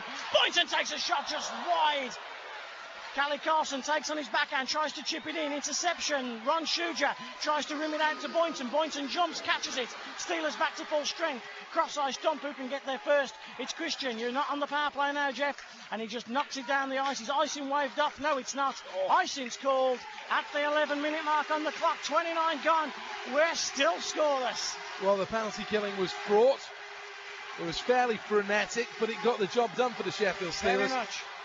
And that's the one area, you know, that Paul Heavey in 4 days isn't going to be able to address. You know what? You can't address the neutral zone trap. You can't address the forechecking options. You can't address the lines. You can't address the individual needs of the players. Never mind a game plan, as well as doing the power play and the penalty kill. He just looked 2 weeks to work with them with no game, wouldn't he? Oh, that would be just perfect for him. A pre-season. That's what he needs. He needs a pre-season. Here's David Kuzno. Bangs one off the boards. Looking in the direction of Gab Ferrand. And Gab's been out there again. And Gab gets in the way. He blocks and he makes a difference. And like you say, if tonight, you know, you can come off and Lefebvre, Bliss and Ferrand are no goals against, then you have to say it's been a good night for the Sheffield Steelers third line. Big hit comes in off Lefebvre. Lefebvre has that bit of physical presence. And again, the Steelers third line out there and for a shift are dominating the Myers line. And if they can just keep the puck down there low, I'm surprised that no penalty was scored there. Here's Ferrand down in front. There's a bit of a chance there, but Cruikshank got the old poke check to it. And Paul Levy will be delighted with this shift because the Sheffield Steelers have just kept the Nottingham Panthers in their own zone. And they'll come back for a change and the bigger unit will come out. But it's Kalmakoff, left hand, right hand, goes forehand, goes backhand. Here's Paul Moran, leaves it for David Clark. No, sorry, not Clark, it's Wojak. Wojak back to Paul Moran. Paul Moran steps inside, top of the circle. He's looking, he's got a little bit of a room for that wrist shot. He tries to make the pass to Boynton. Intercepted Kuzno. Gives it back out to Adams. Adams had a chance there to run the living life out of Wojak, and he didn't. Callie Carlson takes a shot. Glove save, flat. Holds onto it. Whistle blows. 14, 15, 16 seconds. Intercepts commentary time. 9:44 left on the clock. End of the second period. Into the second period. It's still scoreless. It's a good game, though, isn't it? It is. It's a cracking game of ice hockey and just intriguing to watch the coaching battles of two different coaches and two different styles. Do you think there's pressure on Paul Adey right now with the changes he's made? There's got to be, hasn't there? Well, you would think so. I mean, you have... Third year of spending the most money and really all to show for it is a Challenge Cup. They need trophies here. They are loyal with their coaches. I would say so, sorry. It's my time, isn't it? Yeah. I was waiting for you to pick up again there. Right, here is the Sheffield Steelers in their own zone then. What can they do? Daryl Andrews goes in to the boards. Marek Ivan and Kalmakoff will try and bring it away. Andrews, the old takedown move there on Kalmakoff. He'll come in again and then gives him a bit of contact on the boards. And Daryl Andrews needs to be physical. As Mark Dutium is there, and can Dutium clear the zone? No, he can't. Chance for Ivan! Takes the deflection just over the top. And Marek Ivan again will go into the corner. And he'll bring it away with Nemirovsky. Nemirovsky steps out towards the blue line. Puck's going to go out. Good job, Paul Sample. Great job, Paul Sample. Great job, Paul Sample. And Steelers go on a mini line change as Perron just hammers Ivan. And Steelers will break 2-on-1. Shot comes in. Good block. Great block. That was by Nick Boynton, dropping down to block a shot from Mark Dutium. Steelers can keep this in the zone with Mike Perron. Hammers Nemirovsky. Keeps it in the zone. Takes a hit from McKenna. Steelers round the back of the net. Can Kuzno jump in? He will jump in. Steelers got a chance on the blue line. If he can find his man, that's Jeff Christian. Instead, in the left wing corner, he seems to be playing a bit of a furrow here on the wraparound. The opportunity there for Dave Kuzno. That's a massive slash. Mike Perron, he's absolutely chopped Ivan into pieces. He's down on the ice, and Marek Ivan just isn't a happy camper right now. Well, you know what? With Marek Ivan, though, he's dived 2 or 3 times. You don't know if he was a bad slash or a good slash, do you? I mean, but Marek Ivan, he goes down. He went down quicker than the Titanic. Steve McKenna immediately comes over to Jeff Christian, because if there's a guy lying on the ice, he could be number one culprit. If you then scan the horizon, you look to Mike Perron or maybe Dion Darling. It could be any of them. Perron is skating around like Snow White right now, isn't he? Pernsey. A little question. I think Stevie Duncan maybe saw the slash, but I don't think that Brent Bobbitt put that one in the stats book there. Good slash of the night. But you watch, referee never called. It is my bet. Here's my chicken wings bet tonight with you, Seth. Okay. Penalty against the Steelers in the next minute and 18 seconds. Okay. Because he never saw it, but he knows something went on, and he'll even it up. Or perhaps 2 minutes. Give me 2:18. You're going to take the bet? Yeah, 2:18. Take the bet. Here's Ian Moran then, the former Pittsburgh Penguin. Slides it across the ice to Ricky. Into the zone. Big mates he is as well, Ricky, as Mike Perron gets mixed up with McKenna. Those two have a good little battle. That 3-foot difference in size, but the Steelers bring it away. Nice quick pass. Here's Andrews into the zone. Anderson with a leading pass goes around the boards. Perron comes in. Hammers McKenna. And Perron and McKenna are just going at it. Nose to navel. You knew that was coming. McKenna had lined Pernsey up before, and Pernsey repaid the favour. Doesn't care how big he is. No respect of reputations, Mike Perron. And Perron will bring the puck away. He's got Clark with him. Drop pass comes to Eric Anderson. And if Paul Heavey wondered what Mike Perron was about we'll have that on Tuesday, Wednesday, Thursday or Friday, he now knows after 13 minutes of the second period in Nottingham. As the fans chant the Hey Mike Perrons. Here's Duchin down the near side. He's caught up by Wojak. And here's Moran into the zone. Paul Moran, right side, drops it off. Going to fall to Duchin. Breakout chance for the Steelers. Duchin, with him is Adams. 2-on-2. Shot comes, good save. Here is Adams. Can he get the puck in? The goaltender's way out of position. Still is. Can Adams shoot? Does finally fire one deflected wide. Sample. Off to Adams on the end boards. Now, lovely pass finds Duchin. Shot. Duchin again. Chips this one in just wide. Through the top of the crease. Duchin shot the puck more in 2.5 periods, well, 2 periods tonight than he has since he came back from Italy. That's the Mark Duchin that we all know and love. He has been a powerhouse this evening for the Sheffield Steelers. And a standing O for the last couple of shifts, inspired by a Mike Perron wrecking mission. Paul Heavey had this conversation with me, and I know he's had it with you. He asked a little question about Pernsey, didn't he, after a couple of days in practice? Maybe thought he was a little slower than perhaps he thought. There was a little doubt, and we both said to him separately, and without knowing, we both said, wait till Saturday night before you judge Mike Perron. Because Pernsey turns up when all the guys go missing. And Mike Perron tonight has been outstanding. Here is Andrews, can't keep it in the zone. There will be an offside call here. Perron goes in, gives a little bump to Boynton after the whistle. Oh, he's all fired up. He loves those NHL boys. He's had a running battle with Rob Davison all year long. He's had a good little go set to there with McKenna. And he's going to go again off this face-off. Somebody's just texted me to say it was Womack and Womack, not Wojak. I know that, but it's close enough. It's that one, teardrops in your eyes, isn't it? Reminds me, baby, of you. So Perron will have to take the draw against a good friend of his, Mark Cadot. And Perron will win the draw. He kicks it back. Schuder on the red line will dump it in softly. Steelers will go chasing. Perron is on a body-racking mission. He sends it in. He goes to try and find Carlson. Doesn't quite manage to hit him, though, as Carlson is fairly leathery. And the Steelers do make a hit in the zone, and then they give it away. Here's Cadot. Could be a good opportunity. Schuder with a hip check, and the Steelers have just toned up the intensity. They've just cranked it up. If it was at 7 before, you could say it's up to about 9. As a shot comes in, little tip out front. Came from McKenna wide of the target. Steelers will try and clear the zone. Here's Schuder with a slash. And then the long backhand from Jeff Christian. It's stopped as it was a shot on goal, just about, on Curtis Cruikshank. I'm not sure he would have ever beaten him, should he have missed it. But the Steelers then set things going here. And if you can imagine, they've got a 2-2-1 system, if you like. The centreman is the highest up the ice, and then they've got the 2 wingers and the 2 defensemen banked. Here's Ivan, going to throw this one in on net. Taken away by Darling, cream Clark, as Clark had a great chance in the back door. And then another chance on Clark, and this time Darling goes down. Adams can bring it away. He's got Marek Ivan for company. Adams will go in the zone. Steelers lucky to remain on side there. Here is Sample, round the boards to Dutian. Back to Sample again. On the back end boards at that far side. I'll talk about that chance for David Clark in a moment. And the Steelers doing some good work in the zone there. Sample is on his haunches. He's on his knees. He'll get up again. He's still got the puck somewhere in there. And they're just battling this puck. And eventually it's going to come free. And it's going to come free to Dave Cousineau. Rip round the boards again. Here's Sample. Chopped. Finds Dutian. Dutian with a move on Moran. Moran. Smart play though. Ian Moran.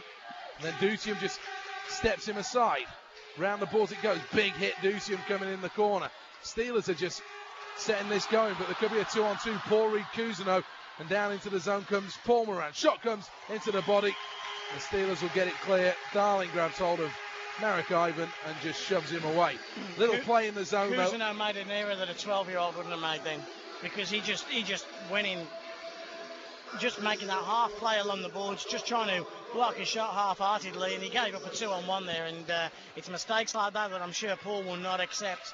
And Cousineau's had a good game right now. It's the first time he's done anything even resembling anything wrong, but he's just got to be careful. Final 5 minutes. And by the way, shots 15-6 first period. Who's taking shots? Stevie Wonder? Oh no, a bit too accurate for that. Here is Bliss into the zone. A little chip and chase with Ben Bliss. He's going to lock up with Callie Carlson, and he's done really well, Ben Bliss. Then Gav Farron, big hit on Myers. Great collision there. The Steelers will try and dump it back into the zone. Shudra, smart play. There's a surprise. Dumps it backhand side into the zone. I don't mean that sarcastically either.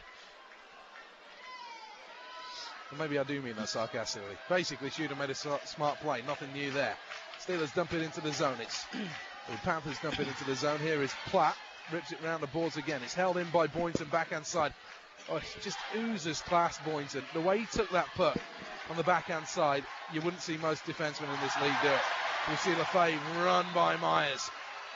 Panthers have to take it back with Boynton, though, into their own zone. And now they bring it clear with Ricky. Clark had broken the zone there, and one good pass would have had a breakaway for David Clark as Clark hammers Ferran down to the ice. Ferran just gives him a little stick. Clark and Ferran just meet up on this near side boards. Ferran just laughs at Clark, and the linesman tries to get in the way. I tell you, that's a trade you take every day of the week. Every day of the week. David Clark leading scorer for the Nottingham Panthers. Gavin Ferran probably leading heart size for the Sheffield Steelers, because he's got heart as big as a bucket. And I don't think there's a person playing the sport who wants him more than Gav. Whatever he has to do, gets a pat on the back as well from Big Heave. So, and that's all Gav wants, is a pat on the back at times. That's all he needs. It is. He works ever so hard, Gavin Farron, and I think the improvement is there to see for everybody over the last month. I think Gavin Farron has become a more important player and a better player for the Sheffield Steelers. We just need him to be a trustworthy player, don't we? We need to be able to put Gav out there and trust Gav in his limited role. And if you can do that, he is such there. He becomes as important as an Anderson and a Perron. Chance out in front. Here's Clark off the crossbar. Steelers clear. Awful giveaway. Cousineau in his own zone. Steelers then had to pretty much sort themselves out there. Platt was beaten on the shot. Clanged off the bar. Darling looks at Cousineau, Pernsey looks at Cousineau, Anderson looks at Cousineau. They all give Cousineau a bit of the stare there. They don't want to go to the bench now, and Big Eves was up, wasn't he? And a bit of the old Glaswegian drawl there, I would have thought, would be hammering away. I know it finished with A. Everything finishes with A. One of the players I spoke to after the second practice, I said, how's practice been? He says, very good. He says, well, I think it's been very good. We haven't understood a lot of what he said. So we just do it and shut up.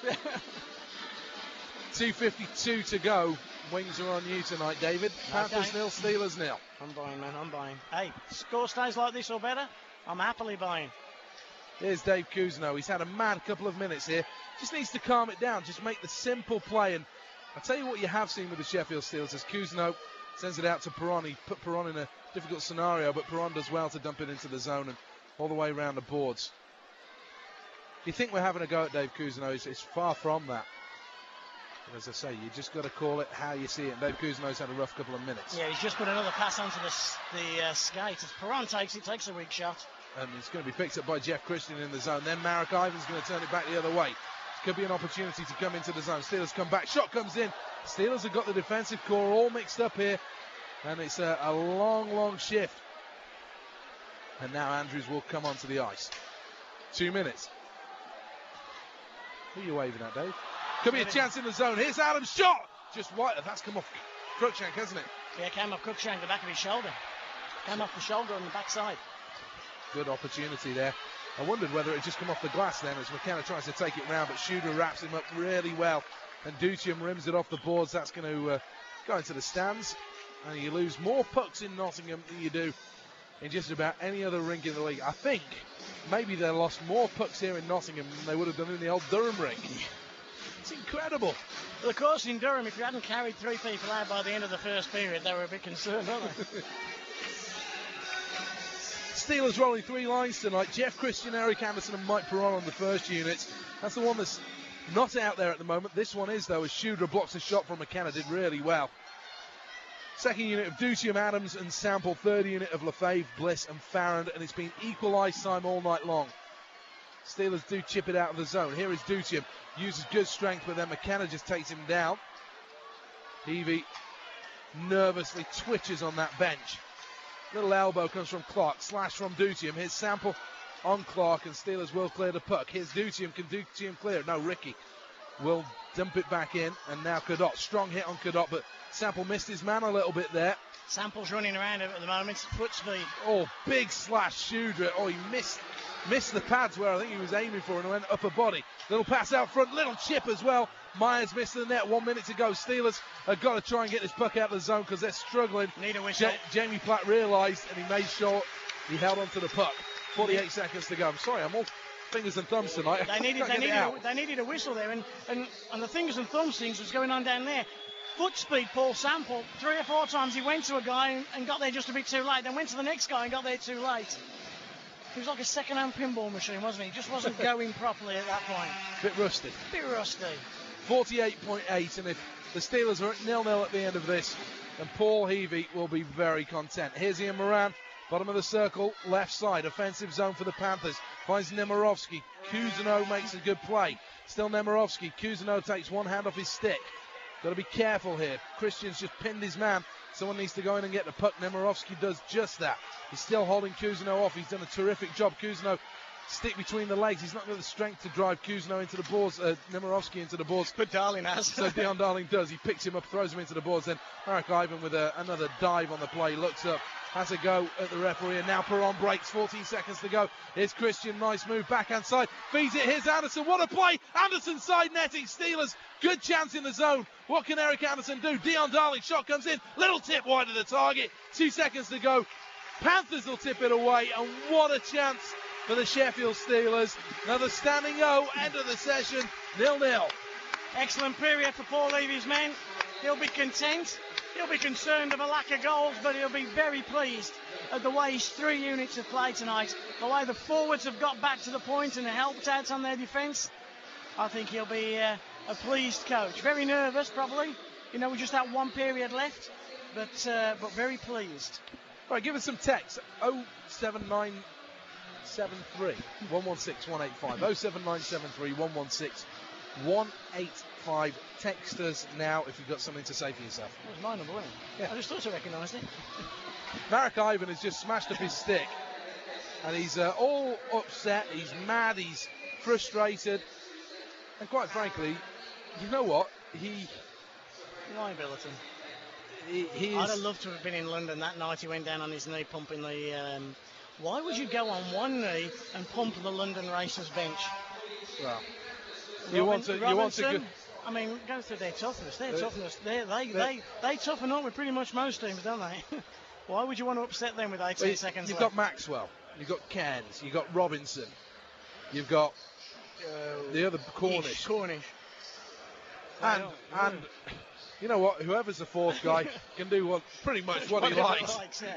Because everybody's chasing after the fifth guy on that lineup. Yeah, he was all the time though. He was like that, wasn't it? He was like, why would you want to go 5-on-5 with that line? Oh, you wouldn't. I don't understand it. Well, Steve McKenna didn't. That's why he went and sat on the bench and said, no, I'm not playing. And especially when they start sending the Europeans out for the last 18 seconds, they were nowhere to be seen. All good stuff. It is good stuff. 0-0. Who do you fancy at this stage then? There's nothing in it, is there? Absolutely nothing in it, is there? There are times that Nottingham get that great possession in the offensive zone and you think they look really good. They look obviously a lot better defensively, don't they? You get rid of Meduska and Koulis and you replace him with those two boys, they're solid, aren't they? Just solid units. And you look at the good opportunities David Clark has had, the two clear-cut ones of the match. Yes. And I suppose that's what you'd want them to fall to if you're the Nottingham Panthers. Well, he's the guy at the moment that's filling the net, isn't he? If you look at the league table, the Sheffield Steelers will go above the Panthers with a win this evening. And I think that's important. It's important to get out of that 5th spot, get into the 4th spot, and certainly just get above Nottingham. You don't want to be below Nottingham, do you? You need to be above the Nottingham Panthers. That's how it's got to be. So just 1 point separates the two sides. The Steelers have scored 99 times this year. Is that right? His 100th goal, is it ready to come? 100th goal, yeah. Only one team has scored less than the Sheffield Steelers. Basingstoke have scored the same. Have they? London, 75 goals. Have they only got 75? They haven't got great goal scoring there, though, have they? They've missed McIntyre, haven't they? The big worry for the Sheffield Steelers, they have, yeah. The big worry for the Sheffield Steelers is they're ranked 5th. Or they're ranked 3rd, whichever way you want to look at it. They're ranked 3rd in conceding goals in the division, and that has basically been the problem. If you're going to concede 89 goals, I mean, even then, 89 goals in 40 games, you're still looking just over 2. Yeah. You've got to score more than... You have to. 100. Yeah, definitely. And if you look at that spell we had up until that game we were in Belfast together, when we were going like 1.6 goals a game for like a 12-game run. It's incredible, really. And there just hasn't been, shy of the Cardiff game, a rout. There hasn't been a 6, 7, 8, no. Which is where other teams have benefited. If you look at the other end, I mean, you've got the Coventry Blaze, who are 137, they're top of the table, and you know what, this is their title right now. I mean, if they lose it from here, Paul Thompson will be very disappointed. Lost Calder, eh? They don't know whether Calder will be back in a week or a month. And, you know, we like Calder, don't we? Calder is a top this player. Radio Sheffield team, Radio Sheffield likes Calder. Well, Calder, they don't know what's the matter with him. They don't know whether Radio Sheffield's offered Calder a contract for next year. Obviously up here in the commentary box. But they don't know if... they just don't know if he's got a detached retina. They don't know if he's just got a bad concussion. They just don't know what's up with him right now. Which could always be an issue. This is the Steelers' 41st game of the year tonight. You've been printing today, haven't you? You've been on your computer. I'm just having a look. It's one of those where you look at the league table and you just try and digest it all from here. And you look at Cardiff and you look at Belfast. They're on 53 and 52 points respectively, and that's 3 points away from the top of the table Coventry. It's a 3-horse race now, isn't it? Yeah. You know, Nottingham are out. I don't care what Nottingham do. They're not going to win it. I mean, we're not going to win it. Sheffield aren't going to win it either. And then it's just down to... You know what? Those dark horses of Belfast, you know, they haven't dropped a point, I don't think, against the Burnell team. I don't think they've dropped a point. It's all interesting stuff. And the league title's still close. And well, that's what makes it exciting. We talk from a Sheffield perspective on, you know, for the most part. But if you stand back and you look from a British ice hockey perspective, the Elite League has worked. Totally. 2 seasons. We have the biggest parity of hockey we've ever had in this country that I can remember. There's always been a dynasty. It was Durham. Cardiff. It was Cardiff. Sheffield. It was Sheffield. Cardiff it was again. Ayr. Then it was Cardiff. It was Ayr. Belfast. It was Sheffield. It was Belfast. There's always been the one standout team. And this year, there isn't really. I think Coventry, for me, are the best team in the league this year, but beaten on any given night. Well, that's right, because you know what, you say Coventry are the best team, but when we've seen them, we've beaten them all times. I know a lot of in overtime games, but we've had Coventry's number. But then you look at Coventry have just completely owned Cardiff. Now, interesting tonight is the first time Cardiff have played Coventry with John Craighead in the lineup. So I think that makes a big difference for them. We were saying that, weren't we? In Cardiff, you think it was going to make a big difference. I think the combination of Craighead in the Cardiff lineup and Calder out of the lineup, that may make a difference. And I know, speaking with Tomo earlier today, he thought tonight was going to be retribution night in Coventry. He thought there was going to be a fair bit, because after the Romanuk incident down in Cardiff and the way some of his players got treated, he felt there could be a little bit more of Bielak and Poyet. So if you are listening and you know what's going on in Coventry at home tonight to the Cardiff Devils, then please give us a call, let us know. 07973 116 185. Do text. Please do text. Sorry, it's text.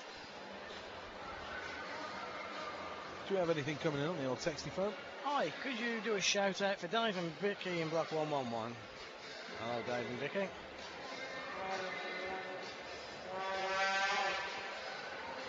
Have you discussed Tyrone and Maria's engagement yet? We haven't, have we? Tell me all about it. Well, I don't know. I must have missed it. Because you're educating me right now. Text me and let me know. I've missed the last 2 episodes of Coronation Street. I don't know. You know, I'm a big Tyrone fan. I think Maria's messing him around a bit. She's got to be a bit more honest with herself. She's got to get away from that footballer. Too much of a fancy, Dan. Tyrone's a good boy. But I didn't realise they'd got engaged. So, hey, give me a quick update, because I've missed it. The wife was away for a couple of days, so I watched whatever telly I liked. so I wasn't into it. I'll tell you what I did watch last night. A bit of that American Idol. I've never watched the British Pop Idol. I've never watched any of it. I was just amazed at how many people think they can sing. Now, this is very brave of me, because I'm doing a little concert with Mike Perron in a couple of weeks' time. Now, I don't profess to be a singer. I never have. I can play the guitar a little bit, but that's about it. I sing out of necessity. These people walk into a room and they think they can sing. They are the people. What about the one last night? The one that made me... That Simon Cowell, I think, is brilliant. I think he's out because he always says exactly what you're thinking. Yep. And last night, this woman sings, and Paula Abdul says, "You're in the theatre, aren't you? You're more used to theatre work." And he says, "Yes, I've worked in the theatre a long time." And Simon Cowell, who's got his head in his hands, looks up and says, "What in, plays?" The other good one was a lad that was on a cruise ship. Yes, how did you work for 6 weeks? How did you ever work for 6 weeks? I suppose the lifeboats were busy. That's right. I was very impressed anyway. I've been telling you for years you've got to get into that Pop Idol thing. Yeah, the problem is bad times though, isn't it? Saturday night. You record it, Sky Plus, man. Record it. And then if you press the green button, it just automatically records them all. I live in a building that doesn't allow Sky. It's cable. Craig and Poyet have danced apparently. Blaze 2-0 up. That's from Hitchy. Who won? More importantly. Hold on a second. Excellent commentary. Very professional and informative. Keep up the good work, lads. Robin Edwards. Professional, Robin. We don't get paid. You can't be professional. Robin didn't like our commentary in Cardiff. No. Everybody else did, Robin. You were the only person out of about 350 texts that we got. Still 1-0 to the Blaze. It says, well, we've heard it's 2-0 now. As I said, Robin's entitled to his opinion, and we're very grateful. We're entitled not to agree with it. Yeah, yes. We're not going to fall out over things like that. Not at all. What's the Blaze score again? 2-0. 2-0. Mind you, we're probably... When we're on the radio, we're different, but on the internet we can be a bit loose and we can have a chat. That's exactly what And you'll find out more by us chatting than you will if we do a strict, tight commentary. We can play either way you want. We can play tight, we can play loose. Yeah, we can play Radio Nottingham. Yeah. I was sitting next to Radio Nottingham today at the football. I was at Millmore, Rotherham United against Nottingham Forest. Awful match. Terrible game. 0-0. I've had 2 out of 3 0-0s and I'm not very happy now. I'm hoping there might be a goal in this tonight. If I can do 2 sports in the same day and I don't get a single goal, I'll be quite distressed. And saw Colin Frey, who does a lot of commentaries for Radio Nottingham. Yeah. Not coming tonight. I asked him why. I told him it wasn't good enough excuse. I was going to be coming to the game. Not interested. So Colin Frey. Bad news. Bad news, I'm afraid. I wonder if that guy that texted us from Sheffield, who was a Nottingham fan in Cardiff, and we were saying poor show, and he was listening to us rather than supporting his Panthers. I wonder if he's here tonight. I bet he is. I would say so. Because his wife probably dragged him along. Here's a story. Tuesday, in the office, photocopier breaks. Yep. So anyway, call the engineer out, walks into my office. I don't recognise the bloke at all. And where the photocopier is, it's next to my office within the office. So he fixes the photocopier, cup of coffee, has a nice guy, you know, seems all right, seems almost normal. And then he walks into my office and just says, oh, I'm off now. And then I can see him just look around in my office. Well, in my office, a bit like the Hockey Hall of Fame in my office. I got Brent Superge's 2 Solihull shirts in a gorgeous big frame. I got Rob Wilson and Ken Priestley's Grand Slam shirts in a big frame. I got a New York Rangers Jason Lafreniere. I've got a picture of Scotty Allison on the bench clearance in a big frame and the ticket signed by Ali. I got hockey memorabilia everywhere. And then a big team photo of us all covered in champagne after the 2001 Grand Slam. It's a great office. You'd love my office. Oh, no. You'd love my office. And he walks in and he goes, "You with the Sheffield Steelers?" I went, "Yeah." And he goes, "You're not that David Sims, are you?" I went, "Depends." And he goes, "I'm a season ticket holder at Nottingham. I can't mend your photocopier." Sidelines, pal, you've just done it. That's good stories, good times. Right, third period, what do you think then? Tense, it's an Anady moment, isn't it? Tense, nervous headache. Would you take 0-0 now? Would you take 0-0? I think you do, yeah. I think you take 0-0, and I think you learn a lot about your side with a 0-0. Who did you say Craig Ed was fighting with? That was a text, Andre Payet. Or as we say, Andre Payet, Andre Payet, Andre Payet. Sorry, Robin, we were getting unprofessional there. It's between periods, we can take some time off, can't we? Gary Moran just wanders down below us. I actually had a conversation with Gary Moran this week. Say hi to Sophie Jackson, who's 4. Lots of love, Mummy and Daddy. Hi, Sophie. And what was Gary saying to you? He told me that the NHLers were very tired last weekend. He's always got an excuse, guys, haven't he? I'll tell you what, if I had one wish in the world, if I had a magic wand right now and you had one wish... Careful. No, it's not even going to mention Kylie. No. It's not even mentioned. It might mention Gary Moran, and that's quite worrying. But if I had one wish right now, that wish would be that the NHL would go back. And they'd be left after all this to get their 3 NHLers in. They sack them other guys on deadline day, and then they're left 3 short. I would laugh. But it'd be them, it would be London, it would be Coventry. Oh, yeah. But you know what? Actually, I was speaking with Tomo the other day, and someone says, "You know what? I'd be prepared to lose my guy just so they'd lose their 3. Well, it's a pretty good trade, isn't it? Wade Belak for the 3 of them. I still think Belak's the most entertaining of the NHLers that's come across. I think him and Cairns have come with a purpose, haven't they? Yeah. Yeah, I think, well... At least McKenna's done a great job. I think McKenna stands out as well for him, doesn't he? He's a good player, strong hockey player. I think the big thing is, with those guys, they know one way to play, and that is mean, it is rough, and it is tough. And if you don't like it, you better drop your gloves and try and knock them out. Yeah. Keep your text coming then. 07973 116 185 is the number to get through to us this evening. Please do keep dropping them. The texts that is even. Having an absolute nightmare this evening. I do apologise for that. Got the old football commentary head on. Got Brent Bobick just grabbing away just over my right ear.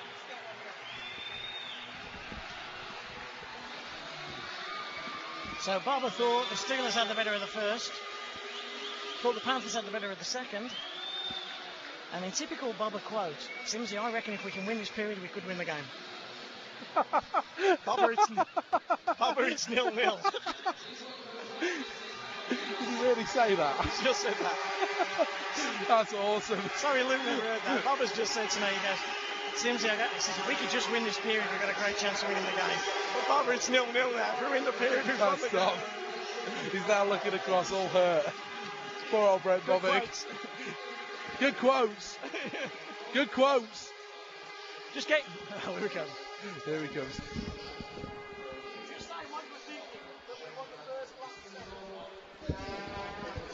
I'm going to tell him that quote again. He'll get all upset.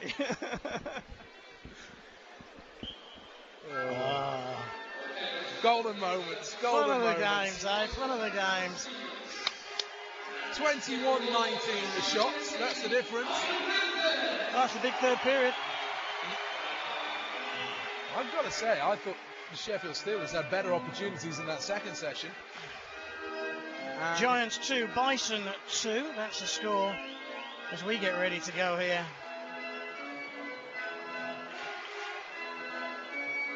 Just take another text here. Just trying to... Hi, Dave and Seth. Great commentary as usual. Sat at home with the kids, other half in Nottingham. So you guys and your commentary are fantastic. Thanks from Jane. Jane's husband's got the better of that deal, hasn't he? So we're off and running. We're at the races, third period, and the Sheffield Steelers 20 minutes away. Andrews goes into a corner. As I look for my programme, I can't find it, just behind me. Here we go. And with Kalmakoff on the forehand to backhand move, goes all the way, misses out Clark. Boynton gets it. Boynton hits the blue line. Good work from Darrell Andrews, who stands Boynton up. Puck just runs behind the goal. Can Anderson get there first? Good work by David Clark. Does an excellent job on both Anderson and Schuger. Kalmakoff and Perron clash.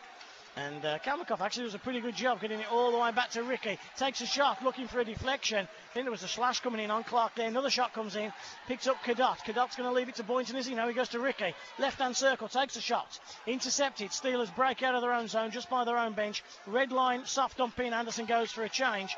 Pernsley stays out there, and Perron and Cadott have a bit of a clash, and Perron just follows in on a hit with Boynton. And Boynton on a giveaway to Sample. And because Steelers went on a line change, no help for Sample at all. Dukes lets the puck go. Cousineau comes in, but he can't get the puck deep. Intercepted by McKenna. McKenna goes to Callum Carlson, who takes a pass from Boynton. Carlson's pass to Ivan, intercepted. Christian's got it. Top of the circle. Oh, that was close. Ouch, that was close. David Cousineau looks for the long pass, finds Christian. Christian to Jared Adams. Adams takes a shot, glove of Cruikshank. You wouldn't call it a save. It went to the glove of Curtis Cruikshank. Whistle blows. And just 88 seconds into this third period, Steelers have a face-off right in front of Curtis Cruikshank. And Jared Adams goes to have a word with the Panthers goalie. Gets a little sideways glance as well from Steve McKenna. Still 0-0 here. A couple of good shifts from the Sheffield Steelers, though. Some smart play as well. And I like the way the wingers are going really deep in their own zone. Good face-off win by the Steelers, and it was Dudium gets it back to Darlin, who's looking for to just get in the centre and take a shot through traffic. He did take a shot, and it went through traffic, and it hit the stick of Ian Moran of the Boston Bruins, and ends up in the netting. Whistle blows. And surely the face-off should be in the zone. It is in the zone. Just. Marek Ivan, only just as well. Marek Ivan and Mark Dudium.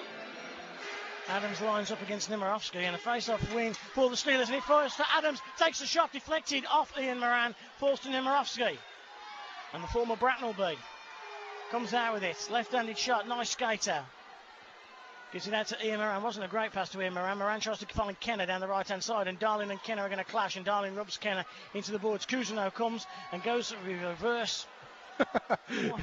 he tried to rim it round on the forehand side and ended up banking it right off the pad. Yeah. Good play by Dudium again. Dudium does an excellent job, and here comes Adams as a spare man. Adams top of the circle, holds onto it, walks in, shoots. I thought he'd scored for a second. So did Lucky Luke, sat next to me, but the net bulged, but it just hit the side. Callie Carlson gets it now. Carlson blue line, goes down the middle. Marek Ivan's got it, gets hacked down, pulls a forehand backhand move. No penalty called, and to be honest, I think the Steelers may have got away with that. Oh. I think if it was anybody other than diving Marek Ivan, there might have been a penalty on the clock there. There wasn't, and it's still scoreless. So who's Marek Ivan going to have a little moan at now? He's going to have a moan at somebody, because that's been the nature of his performance this evening. You know what? He's a hell of a hockey player, Marek Ivan. He just concentrated on playing the game instead of being running around and being a pain in the neck with the officials. Face-off win, Matt Myers again, the go-to guy in the face-off circle. Puck down low, comes back out after Boynton, takes a shot, deflected off Schuger's ankle. Panther player taken down. Boynton comes in and removes Ben Bliss, and Gav Ferran's right in the middle of that there. Whistle blows, and Will Heaves leaves that third unit out.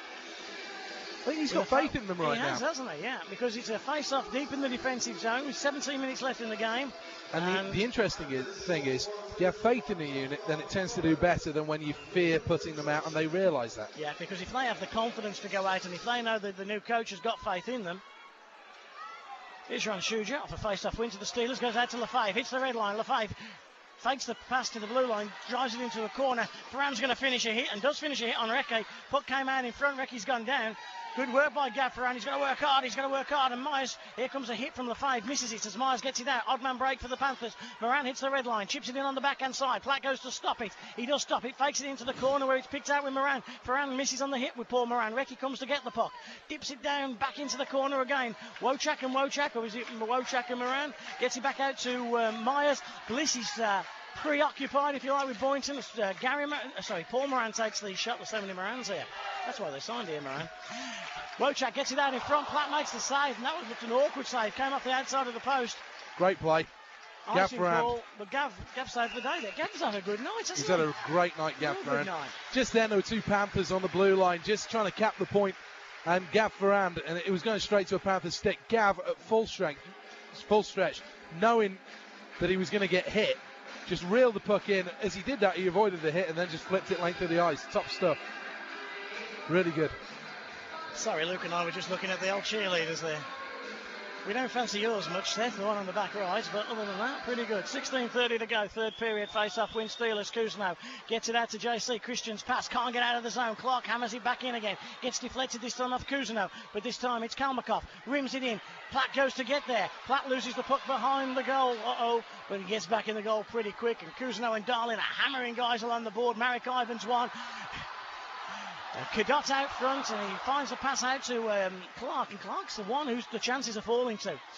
Here's the breakout, the other end, Sheffield Steelers, Eric Anderson. Burnsy has to put the brakes on. Anderson couldn't get the pass to him. Chips it round. Cruikshank comes out of his goal. Moran is caught in possession by his mate, Jeff Christian. Christian does a good job on here, Moran.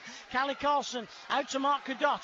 Cadot's got Kalmakov one way, Clark the other, and that's why Ron Schuger is the brainy, smartest hockey player right now, because he just steps up and makes that smart play that gets him out of trouble. Good play by Darrell Andrews. Chip into the zone. McKenna comes to get it. Perron looks tired a little bit out there. He's certainly given up a lot of energy in the first 2 and a bit periods of this game. Christian with an interception. Dudian's got plenty left in his tank at the moment, but he goes down. Has he lost an edge? I think he may just have done. He's looking at the back of his skates, and he's having trouble getting up, and I think Dudian has definitely got a problem with his skate. He can't skate. He's skating on one leg. Here goes Nemirovsky. Andy Akers is going to be called into action pretty quickly. They're screaming for Andy on the bench. He's down at Tinsley Cafe. And Andy, actually, in third period, he's in the dressing room mending stuff and putting stuff away. Paul Moran down the left-hand side. Big hit comes in, but he rides it. Paul Moran rides the sample hit. Steelers down a forward with no Dudium at the moment. Marek Ivan, backhand pass, gets the cycle going. Somebody's just hammered Ivan. It was Darrell Andrews. Good play, Darrell Andrews. Wojcik chips it into the corner. Moran goes to get there first. Steelers are all over Moran. Moran's going to get taken down. Is there a penalty? No penalty called. Good work by Eric Anderson. Good work by the Sheffield Steelers. Marek Ivan tries to get the puck into the centre. Just, if you like, a little cross. Not to be. And Steelers clear the zone. It goes through the crease. Cruikshank looks up. And they were expecting an icing call. They don't get it. And that third unit to the Panthers has stayed out there a long time. Steelers have got a change on them here if they can take advantage of that. Nice play by Perron. Looking for Christian. Intercepted, though, by Ian Moran. He just lets a long pass go willy-nilly. And picked up by Darling. Darling to David Cousineau. Cousineau makes a nice little pass out to Pernsley, but Mike Perron has the puck taken off him by Ian Moran. Moran changes the play, and Wojcik on the right wing here has just been out there for so long. He looks exhausted out there, but he can't get a change. Dion Darling to Jeff Christian. Back to Dion Darling, and the Steelers captain leads the charge. Lefebvre gets enough of it to get it to Darling. Darling comes up on a rebound, chips it into the far corner. Christian's going to finish a hit on Moran, but doesn't. Should have done. Heaves won't be happy about that. Is that a friendly pally move, I wonder? Christian, forehand, backhand. Moran takes him down, but excellent work by Christian. Strong play by Jeff Christian. Gets the puck out to Lefebvre. Shot comes in by Cousineau, intercepted. And intercepted all the way down where Jamie Platt collects. Platt gets the puck out to, I thought, to Cousineau, but he misses him. He goes 2 zones to Christian. Christian on a little chip to Perron. Perron, the strong man of the Sheffield Steelers team, takes Carlson down. Big effort coming here by the Sheffield Steelers. Sample has to outmuscle the NHL boy Moran. He does a pretty good job on him as well. Christian back out to Schuger. Takes a shot. Oh, he got deflected before it found Curtis Cruikshank. Awkward save. Now Ian Moran has it. And Ian Moran, does he go for the icing? No, he just throws it right at Jamie Platt, who puts his glove on it as Cadot comes down. Long shift. 12:54 remaining. We are still scoreless. Take a breath. Oh, settle down, son. 0-0 here. Exciting stuff, end to end as well. But Jamie Platt, what about that with that 2-zone pass? He picked it up on his own goal line, full of sauce in the air, right to the tape of Jeff Christian. And that just suggests that Jamie Platt is a goalie playing with confidence right now. Well, I think he's playing for a man who he knows respects him, knows he likes him. But then again, you know, Rob Stewart liked Jamie Platt. Rob Stewart gave Jamie Platt every opportunity. You know, I think David Lawrence has had, 14, 15 minutes of ice this year. So Platter has had all the time in all the games. And certainly there was never a criticism of Platter from Rob Stewart. Oh, man taken down off the play. Shot comes in. Platt makes the big save. And the Sheffield Steelers, they really should have been on the power play because they were picked. And Eric Anderson was picked and nothing was called. And Heaves is up and he's shouting and screaming at Nigel Boniface. We're just looking here at Andy Akers. 10 or 12 feet. Looking at Andy Akers down on the bench. He's trying to get some message across to Paul Heavey. And it must be about Mark Dusium. I think he lost a bit more than an edge, because if he lost an edge, he'd be back out there right now. I'm wondering if he shattered a blade, yeah. Now, these new skates that they've got, the blades shatter really, really easily. Shot comes in from Boynton. Pad save from a long distance out by Jamie Platt. 12:24 remaining, and the last thing the Steelers need to do right now is lose a forward. They've only got a few as it is. Here's Eric Anderson. Goes one-on-one with Ricky. Tries to take a shot. Ricky gets a deflection. Christian comes in as some support. Anderson rides a check. Takes a big hit from Boynton. There's a man on the far post. Shot comes in. Rebounded. Lefebvre's got it on his backhand. Can he get a cross in? No, he can't. Adams comes to collect. McKenna gets it through the neutral zone. Nemirovsky's got Ivan free, but fortunately he couldn't find him. But there's still a 2-on-1. It's Ricky. Takes a shot, denied. Big stop by Jamie Platt. Steelers through traffic. Too many men on the ice. Has to be too many men on the ice. Not called. Oh, there were 6 men on for there was 6, there was 7. 10 seconds as the puck went into the area. And the defence are changing from a long distance out. I noticed it in the first period, not so much in the second. Here's Ian Moran with 11:38, takes that long pass to Platt. Platt does cover up easily, and that's a ploy that the Panthers are trying to use. And they're also trying to make him play the puck as often as possible. Pernsey takes it, just knocks it forward. Cruikshank comes to get it. Icing wave clear. Puck's rimmed all the way around the boards. Collected Shuja. Shuja takes a shot. There's a deflection. Stop of the night, Curtis Cruikshank. That was awesome, Curtis Cruikshank. Off the deflection of Mark Lefebvre. Shot from Shuja. Rebound like just a interception, just a deflection. What a reaction save, Curtis Cruikshank. Save of the night. I'm telling you right now, that was an NHL deflection. And I'll tell you what, it had to be a great save to beat Platter's save in the first period. It was terrific stuff. But he made Platt's save look like a regulation catch. Christian goes down the left-hand side. Perron, but he's on his own in the neutral zone. Can he buy himself some time? He goes in with Wojak. Ian Moran comes out with the puck, though. Big hammer from Myers on Perron. Perron rides it well. Coley Carlson has it. Good interception and good play by David Cousineau. David Cousineau's got to get rid of it, though. He does, only to Mike Perron. Perron in the neutral zone. Hammers it down the boards behind the goal of Curtis Cruikshank. And Dudium is back on the ice for the Sheffield Steelers. We'll find out more what's happened with his skate a little bit later. The stick shattered all over the ice. There's like 3 sticks on the ice. Ian Moran has it deep in his defensive zone. Just floats the puck forward. He bounces awkwardly. Darling goes to get it. 10:15 left. Darling clears the puck. Where is it? Has it come out of its zone? It has. Nice play by Jared Adams to Dudium. Dudium puts a move on Ricky, but he takes himself offside, and offside is called with 10:08 remaining third period. How did he call offside there? The puck didn't even cross the blue line. You can't be offside if the puck's not crossed the blue line. That's the whole basis of the rule. 10:08 remaining to take you through the scoreless 50 minutes, and that's for the second game running. Yeah. It's all yours, Seth. Well, here we go. Face off just outside the zone. Christian, Perron and Anderson are on the ice. Anderson against Cadot in the face-off circle. Steelers 0, Panthers 0 here at the NIC in Nottingham. Long winding rim around the boards comes from Daryl Andrews. Picked up by the Steelers. Can they pick it up second face? Good play, Kalmakoff. Gets it clear. He takes a good hook in the ribs as well. Here's Clark. Kick save. Good stuff as well from Jamie Platt. Steelers have counted on Platt tonight, and Platt has been there to answer the door at every single knock. Long range pass down the ice. Icing will be called as Ricky goes back. Still 2-0. Coventry over Cardiff. I understand that Schuler has gone dancing as well. We're trying to find out who with. In the Cardiff team, so it's fun and games in Coventry on Saturday night, and it's funny news here. I've got a really important text, huge news. Kylie booked to headline Glastonbury Festival.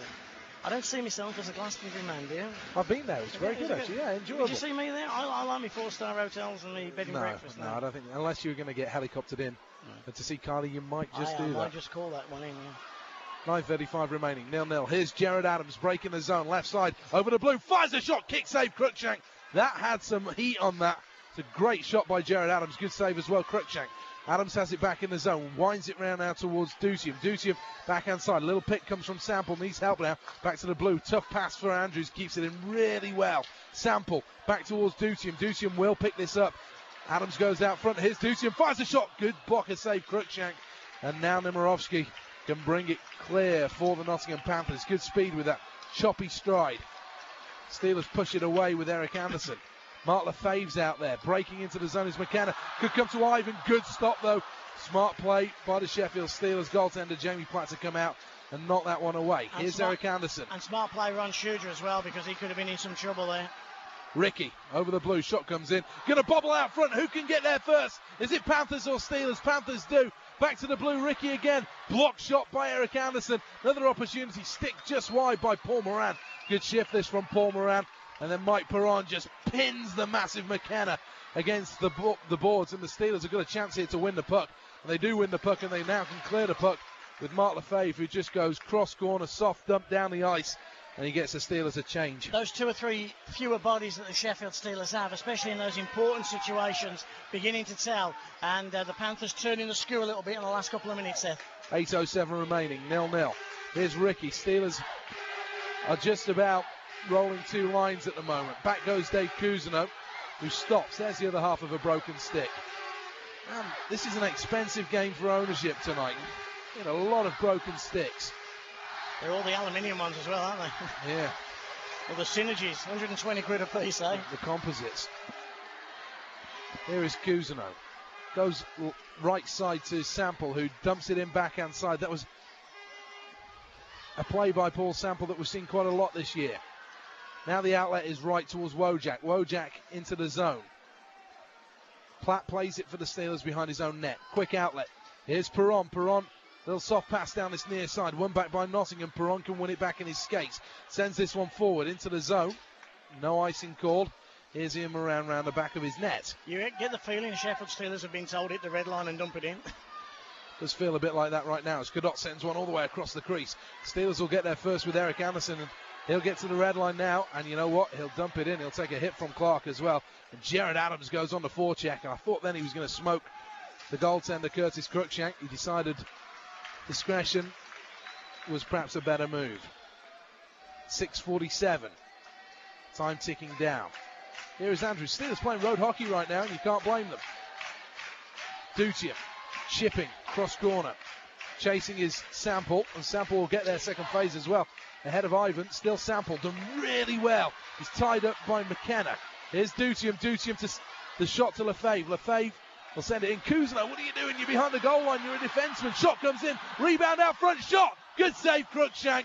Dutium throws out a couple of expletives, and now Ivan and Sample and Lefebvre all have words, and Ivan's asking Lefebvre to come on. Lefebvre has a little look. Sample then has a few choice Geordie words for the big Marek Ivan. You know what? Sample did really well there. He out-muscled McKenna. And he shouldn't, should he? He shouldn't even be getting close to out-muscling McKenna. And then he kept McKenna, when all that was happening in front of the net, he kept McKenna tied up down by the bench. And McKenna had nowhere to go. Fair play, he took him out of the play. He said, right, let's play 4-on-4 in front of the goalie, and I'll just hold you all on the boards there, and you're going nowhere, sunshine. And referee's attention called to Jamie Platt. The stick is still in his goal. 2-1 plays now. He's a very tidy goalie, Jamie Platt. He doesn't like to have any debris in front of him anywhere on the ice, and so he goes around picking it up and putting it on top of the net. Coventry 2, Cardiff 1. Cullen's just scored 12 seconds into the third period, and the Schuler fight was with Nathan Rempel. That'll be an interesting one. Schuler against Rempel. Scrap that. I think I would probably fancy Schuler. Yeah, Schuler. He's a big boy, Schuler. He's got that big upper body. Here is Moran. Can he go around Dion Darling? Darling can't get there first. Cadott into the zone. This is danger for the Steelers. Cadott takes it below the goal line. There's a man lying on the ice for the Panthers, and the Steelers just can't get there. They're all mixed up at the back at the moment, and there's a man open back door as the puck goes into the stands. I think the high stick was going to get called first. So face-off just in front of Jamie Platt. Exactly 6 minutes remaining, third period. And Mark Lefebvre's had another good night for the Sheffield Steelers. I think his form has continued to improve, and he's centred that third unit, and he's played really well on that third unit. And he's now been moved up. He's been bumped up a line as Paul Heavey thinks about making another line change. Heavey's been up and down the bench a lot, hasn't he, tonight? And, nervous pacing right now. Nervous energy as well for him. He wants Christian out there on the ice. That seems to be the play that he's making at the moment. Here is the move from the Sheffield Steelers. Outlets to Sample. Sample will dump it in soft. Quick change coming from the Steelers. And that's Paul Heavey getting his message across. He wanted his number one unit out there. And immediately the Steelers sag back. Boynton brings it in. Oh, great chance, Ivan. Left side, Ivan with a shot. Platt with the save. You just don't want it to be Marek Ivan, after the dive and all the paraphernalia that goes on with that guy. If you're going to lose tonight, you don't want him to be the guy. You'd be happy if Nick Boynton went end-to-end and shelved it. Well, if he's going to be a goal, it better be a good one. I wouldn't be happy, but you'd accept it, wouldn't you? But not Marek Ivan. Here's Jeff Christian. You prefer Jeff Christian to do it. Chopped into the zone by Darrell Andrews. Steelers going. Good play, Mike Perrone gets a fist up in the face from Carlson. Kelly Carlson has no business doing that. He does have business doing that, but I don't think he's going to go any further than that. Put it that way. Steelers shoot it in to Eric Anderson. Rebounds around the boards. Shudra sags back, and the Steelers don't want to give one up here as Kalmakoff comes in. Good save. Jamie Platt. Rebound falls. Shudra has it. You know when Shudra has it, he's coming out of the zone, though, don't you? He's got a second on the puck. Yeah, he's not making the right play. Ian Moran comes into the zone. He's dangling with the puck right now. Steelers, Shudra, another great play. Even better play from his knees. He's managed to find Mark Dutium. 2-on-2 skate the Steelers. Here's Dutium into the zone. Slash comes from Clark. The little toe drag move doesn't quite work for Dutium. And then Dutium goes down to the ice as he gets mixed up with Clark. And now through the neutral zone is the busy skating Cadot.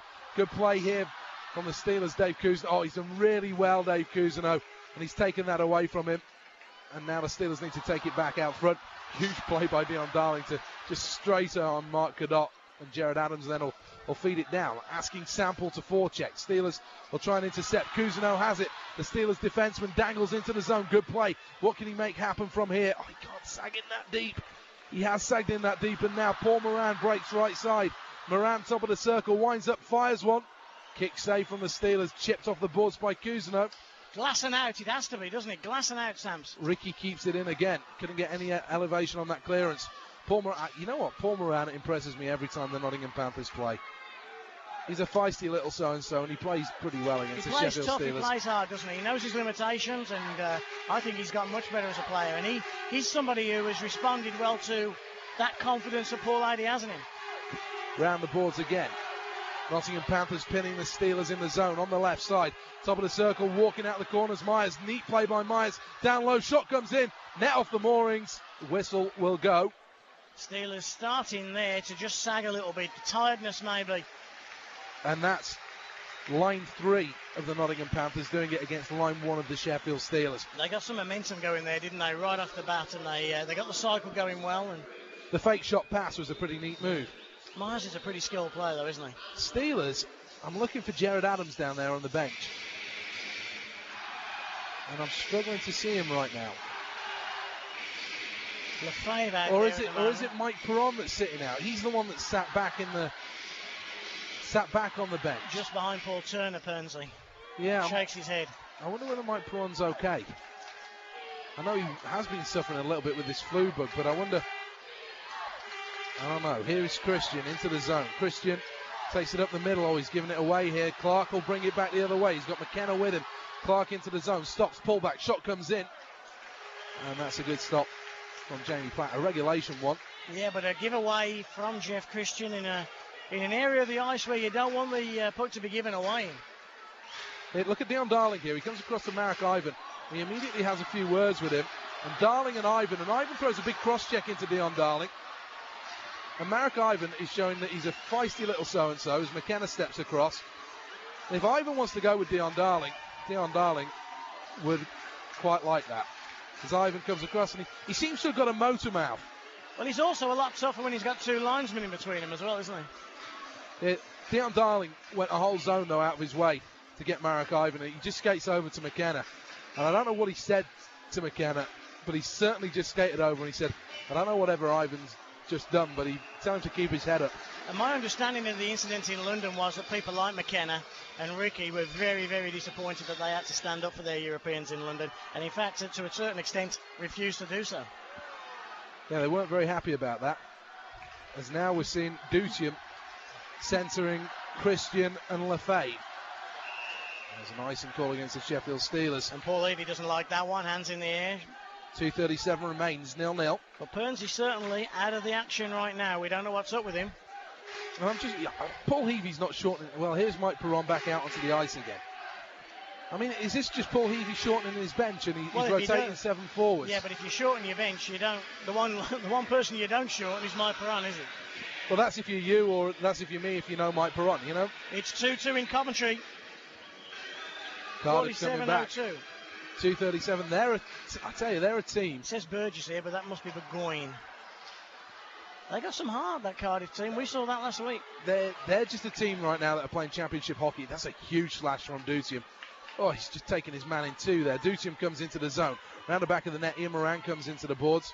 Leaves it off for Paul Moran, who's getting tons of ice time. Hit by Jeff Christian. They rotate three pretty hard as well, though, Nottingham, don't they? Here's Ian Moran down the right side. Comes inside. Kalmakoff shot. Big hit coming in the corner. Steelers will skate away. Here is Jeff Christian. Christian stops on the puck. He needs to stop messing around with this and get it deep into the zone, which is what he tries to do. It's going to fall now to Eric Anderson. Down low. This is a chance for Christian. A little rebound comes out from, again, 2 minutes to go. 0-0 here. High Shudra-esque lob.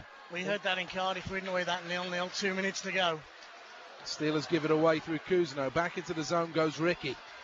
Boynton out there. He's been... No, I'm not going to say it. Boynton red line. Shot comes in. High one. Gloved easily by Jamie Platt. Sticks it aside. Gives it to Cousineau. Cousineau needs help. He's got men down low. He now just needs to get rid of it. He's dumped on his backside by McKenna. And the Steelers just messing around with the puck too much as Jared Adams, there you go, dumps it in deep. 1:23 remaining.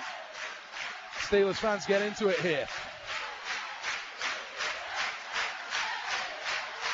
Boynton outlets towards McKenna. Dumped into the zone. Sample sends it in deep. Long pass. Can the Steelers get on the end of it? Into the zone. Chance. Adams shoots. Adams scores on a gorgeous move. 64 seconds remain. The towel comes onto the ice from the Nottingham Panthers. Have they given up? They may as well. Panthers 0. Steelers 1.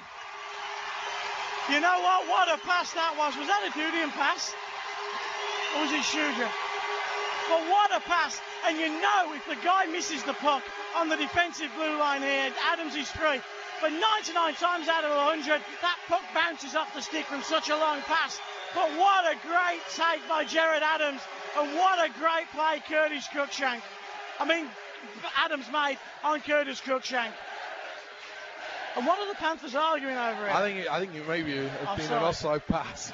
I don't know. I think Jared Adams got a little excited there and entered the zone early. But Jared Adams has scored for the Sheffield Steelers.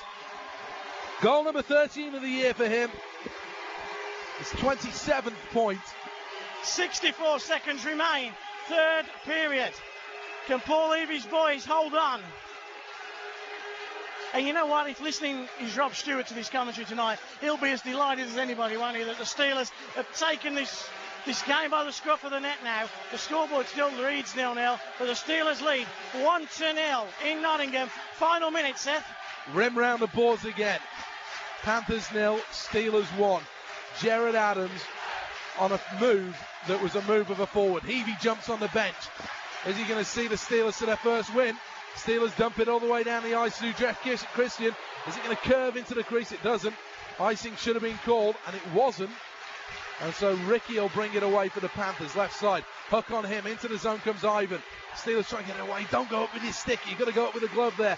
Thrown out front. Platt hangs onto the puck. Dion Darling just chops Marek Ivan in two. He has a few words to say for him. Then David Clark spins around the net. And Dion Darling is patrolling like a hungry dog right now. You know what? We've seen some gorgeous goals, haven't we, Luke? Haven't we, Seth? And we've said there were Kylie and hot pants goals. But somebody's just texted us with, hey, you can forget Kylie. That was a girls allowed in a Bathalaga goal. Oh, everybody's standing. We're standing. The supporters below us are standing. Timeout called. That ovation is for the Sheffield Steelers. I know you're writing a book. And right now the Sheffield Steelers are writing a fresh chapter in the history of the organisation. They are, and This is just what the whole organisation needed, isn't it, right now?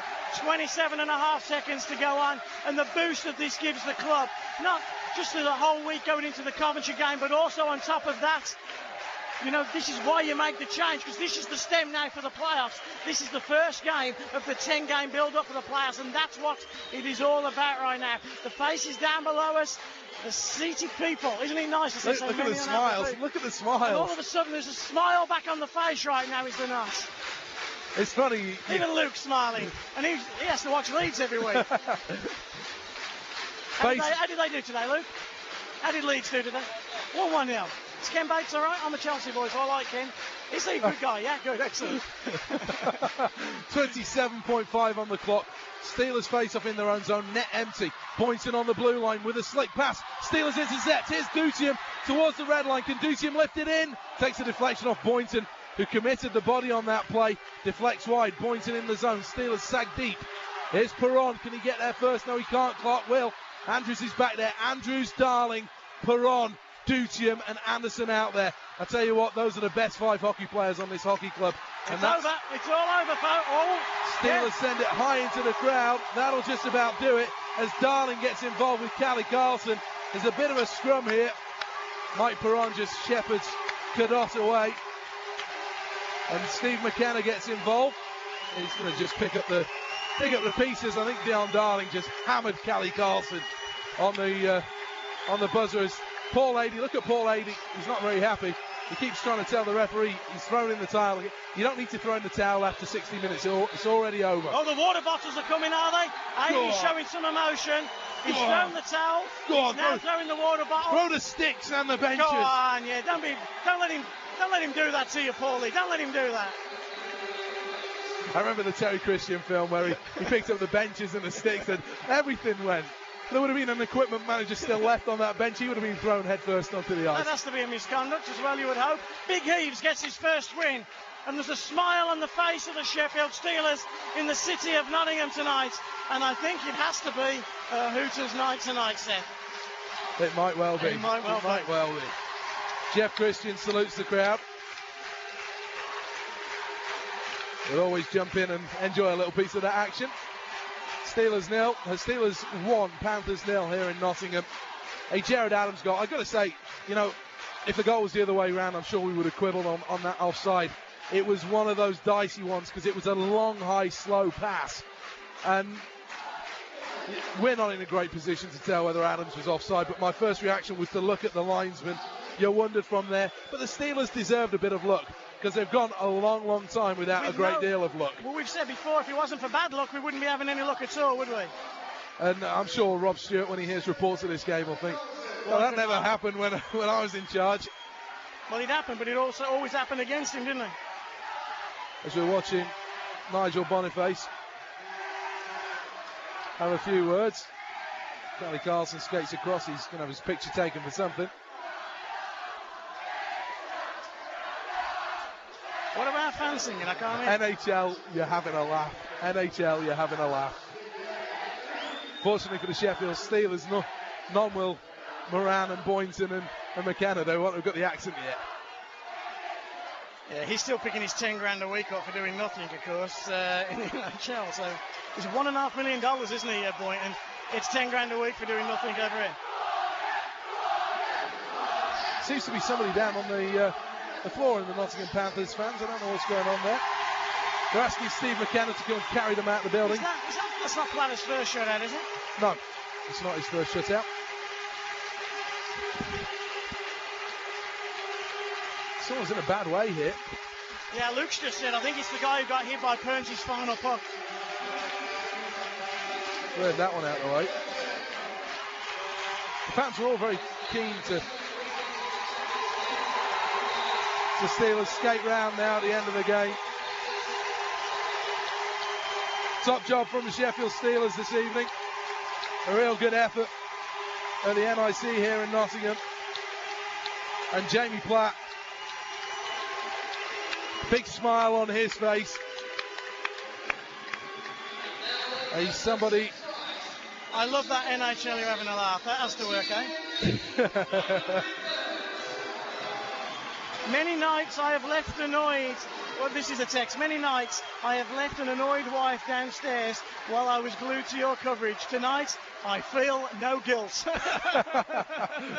Brilliant. Thanks very much for your company this evening. Reaction to this match should be on Radio Sheffield tomorrow morning. Don't forget we're having an ice line on Tuesday as well. Dave Sims and Paul Heavey answering your questions in the studio between 7 and about 7:45, somewhere in that region. So please do give us a ring. We'll post it all on all the forums and everything. We're getting lots of waves, mate. Good night. It is a few smiles down there, and it's always good to see. Beer to be drunk, Stetosaurus. Beer to be drunk. I think we should turn off. Good night. I bid you all a farewell. Good night.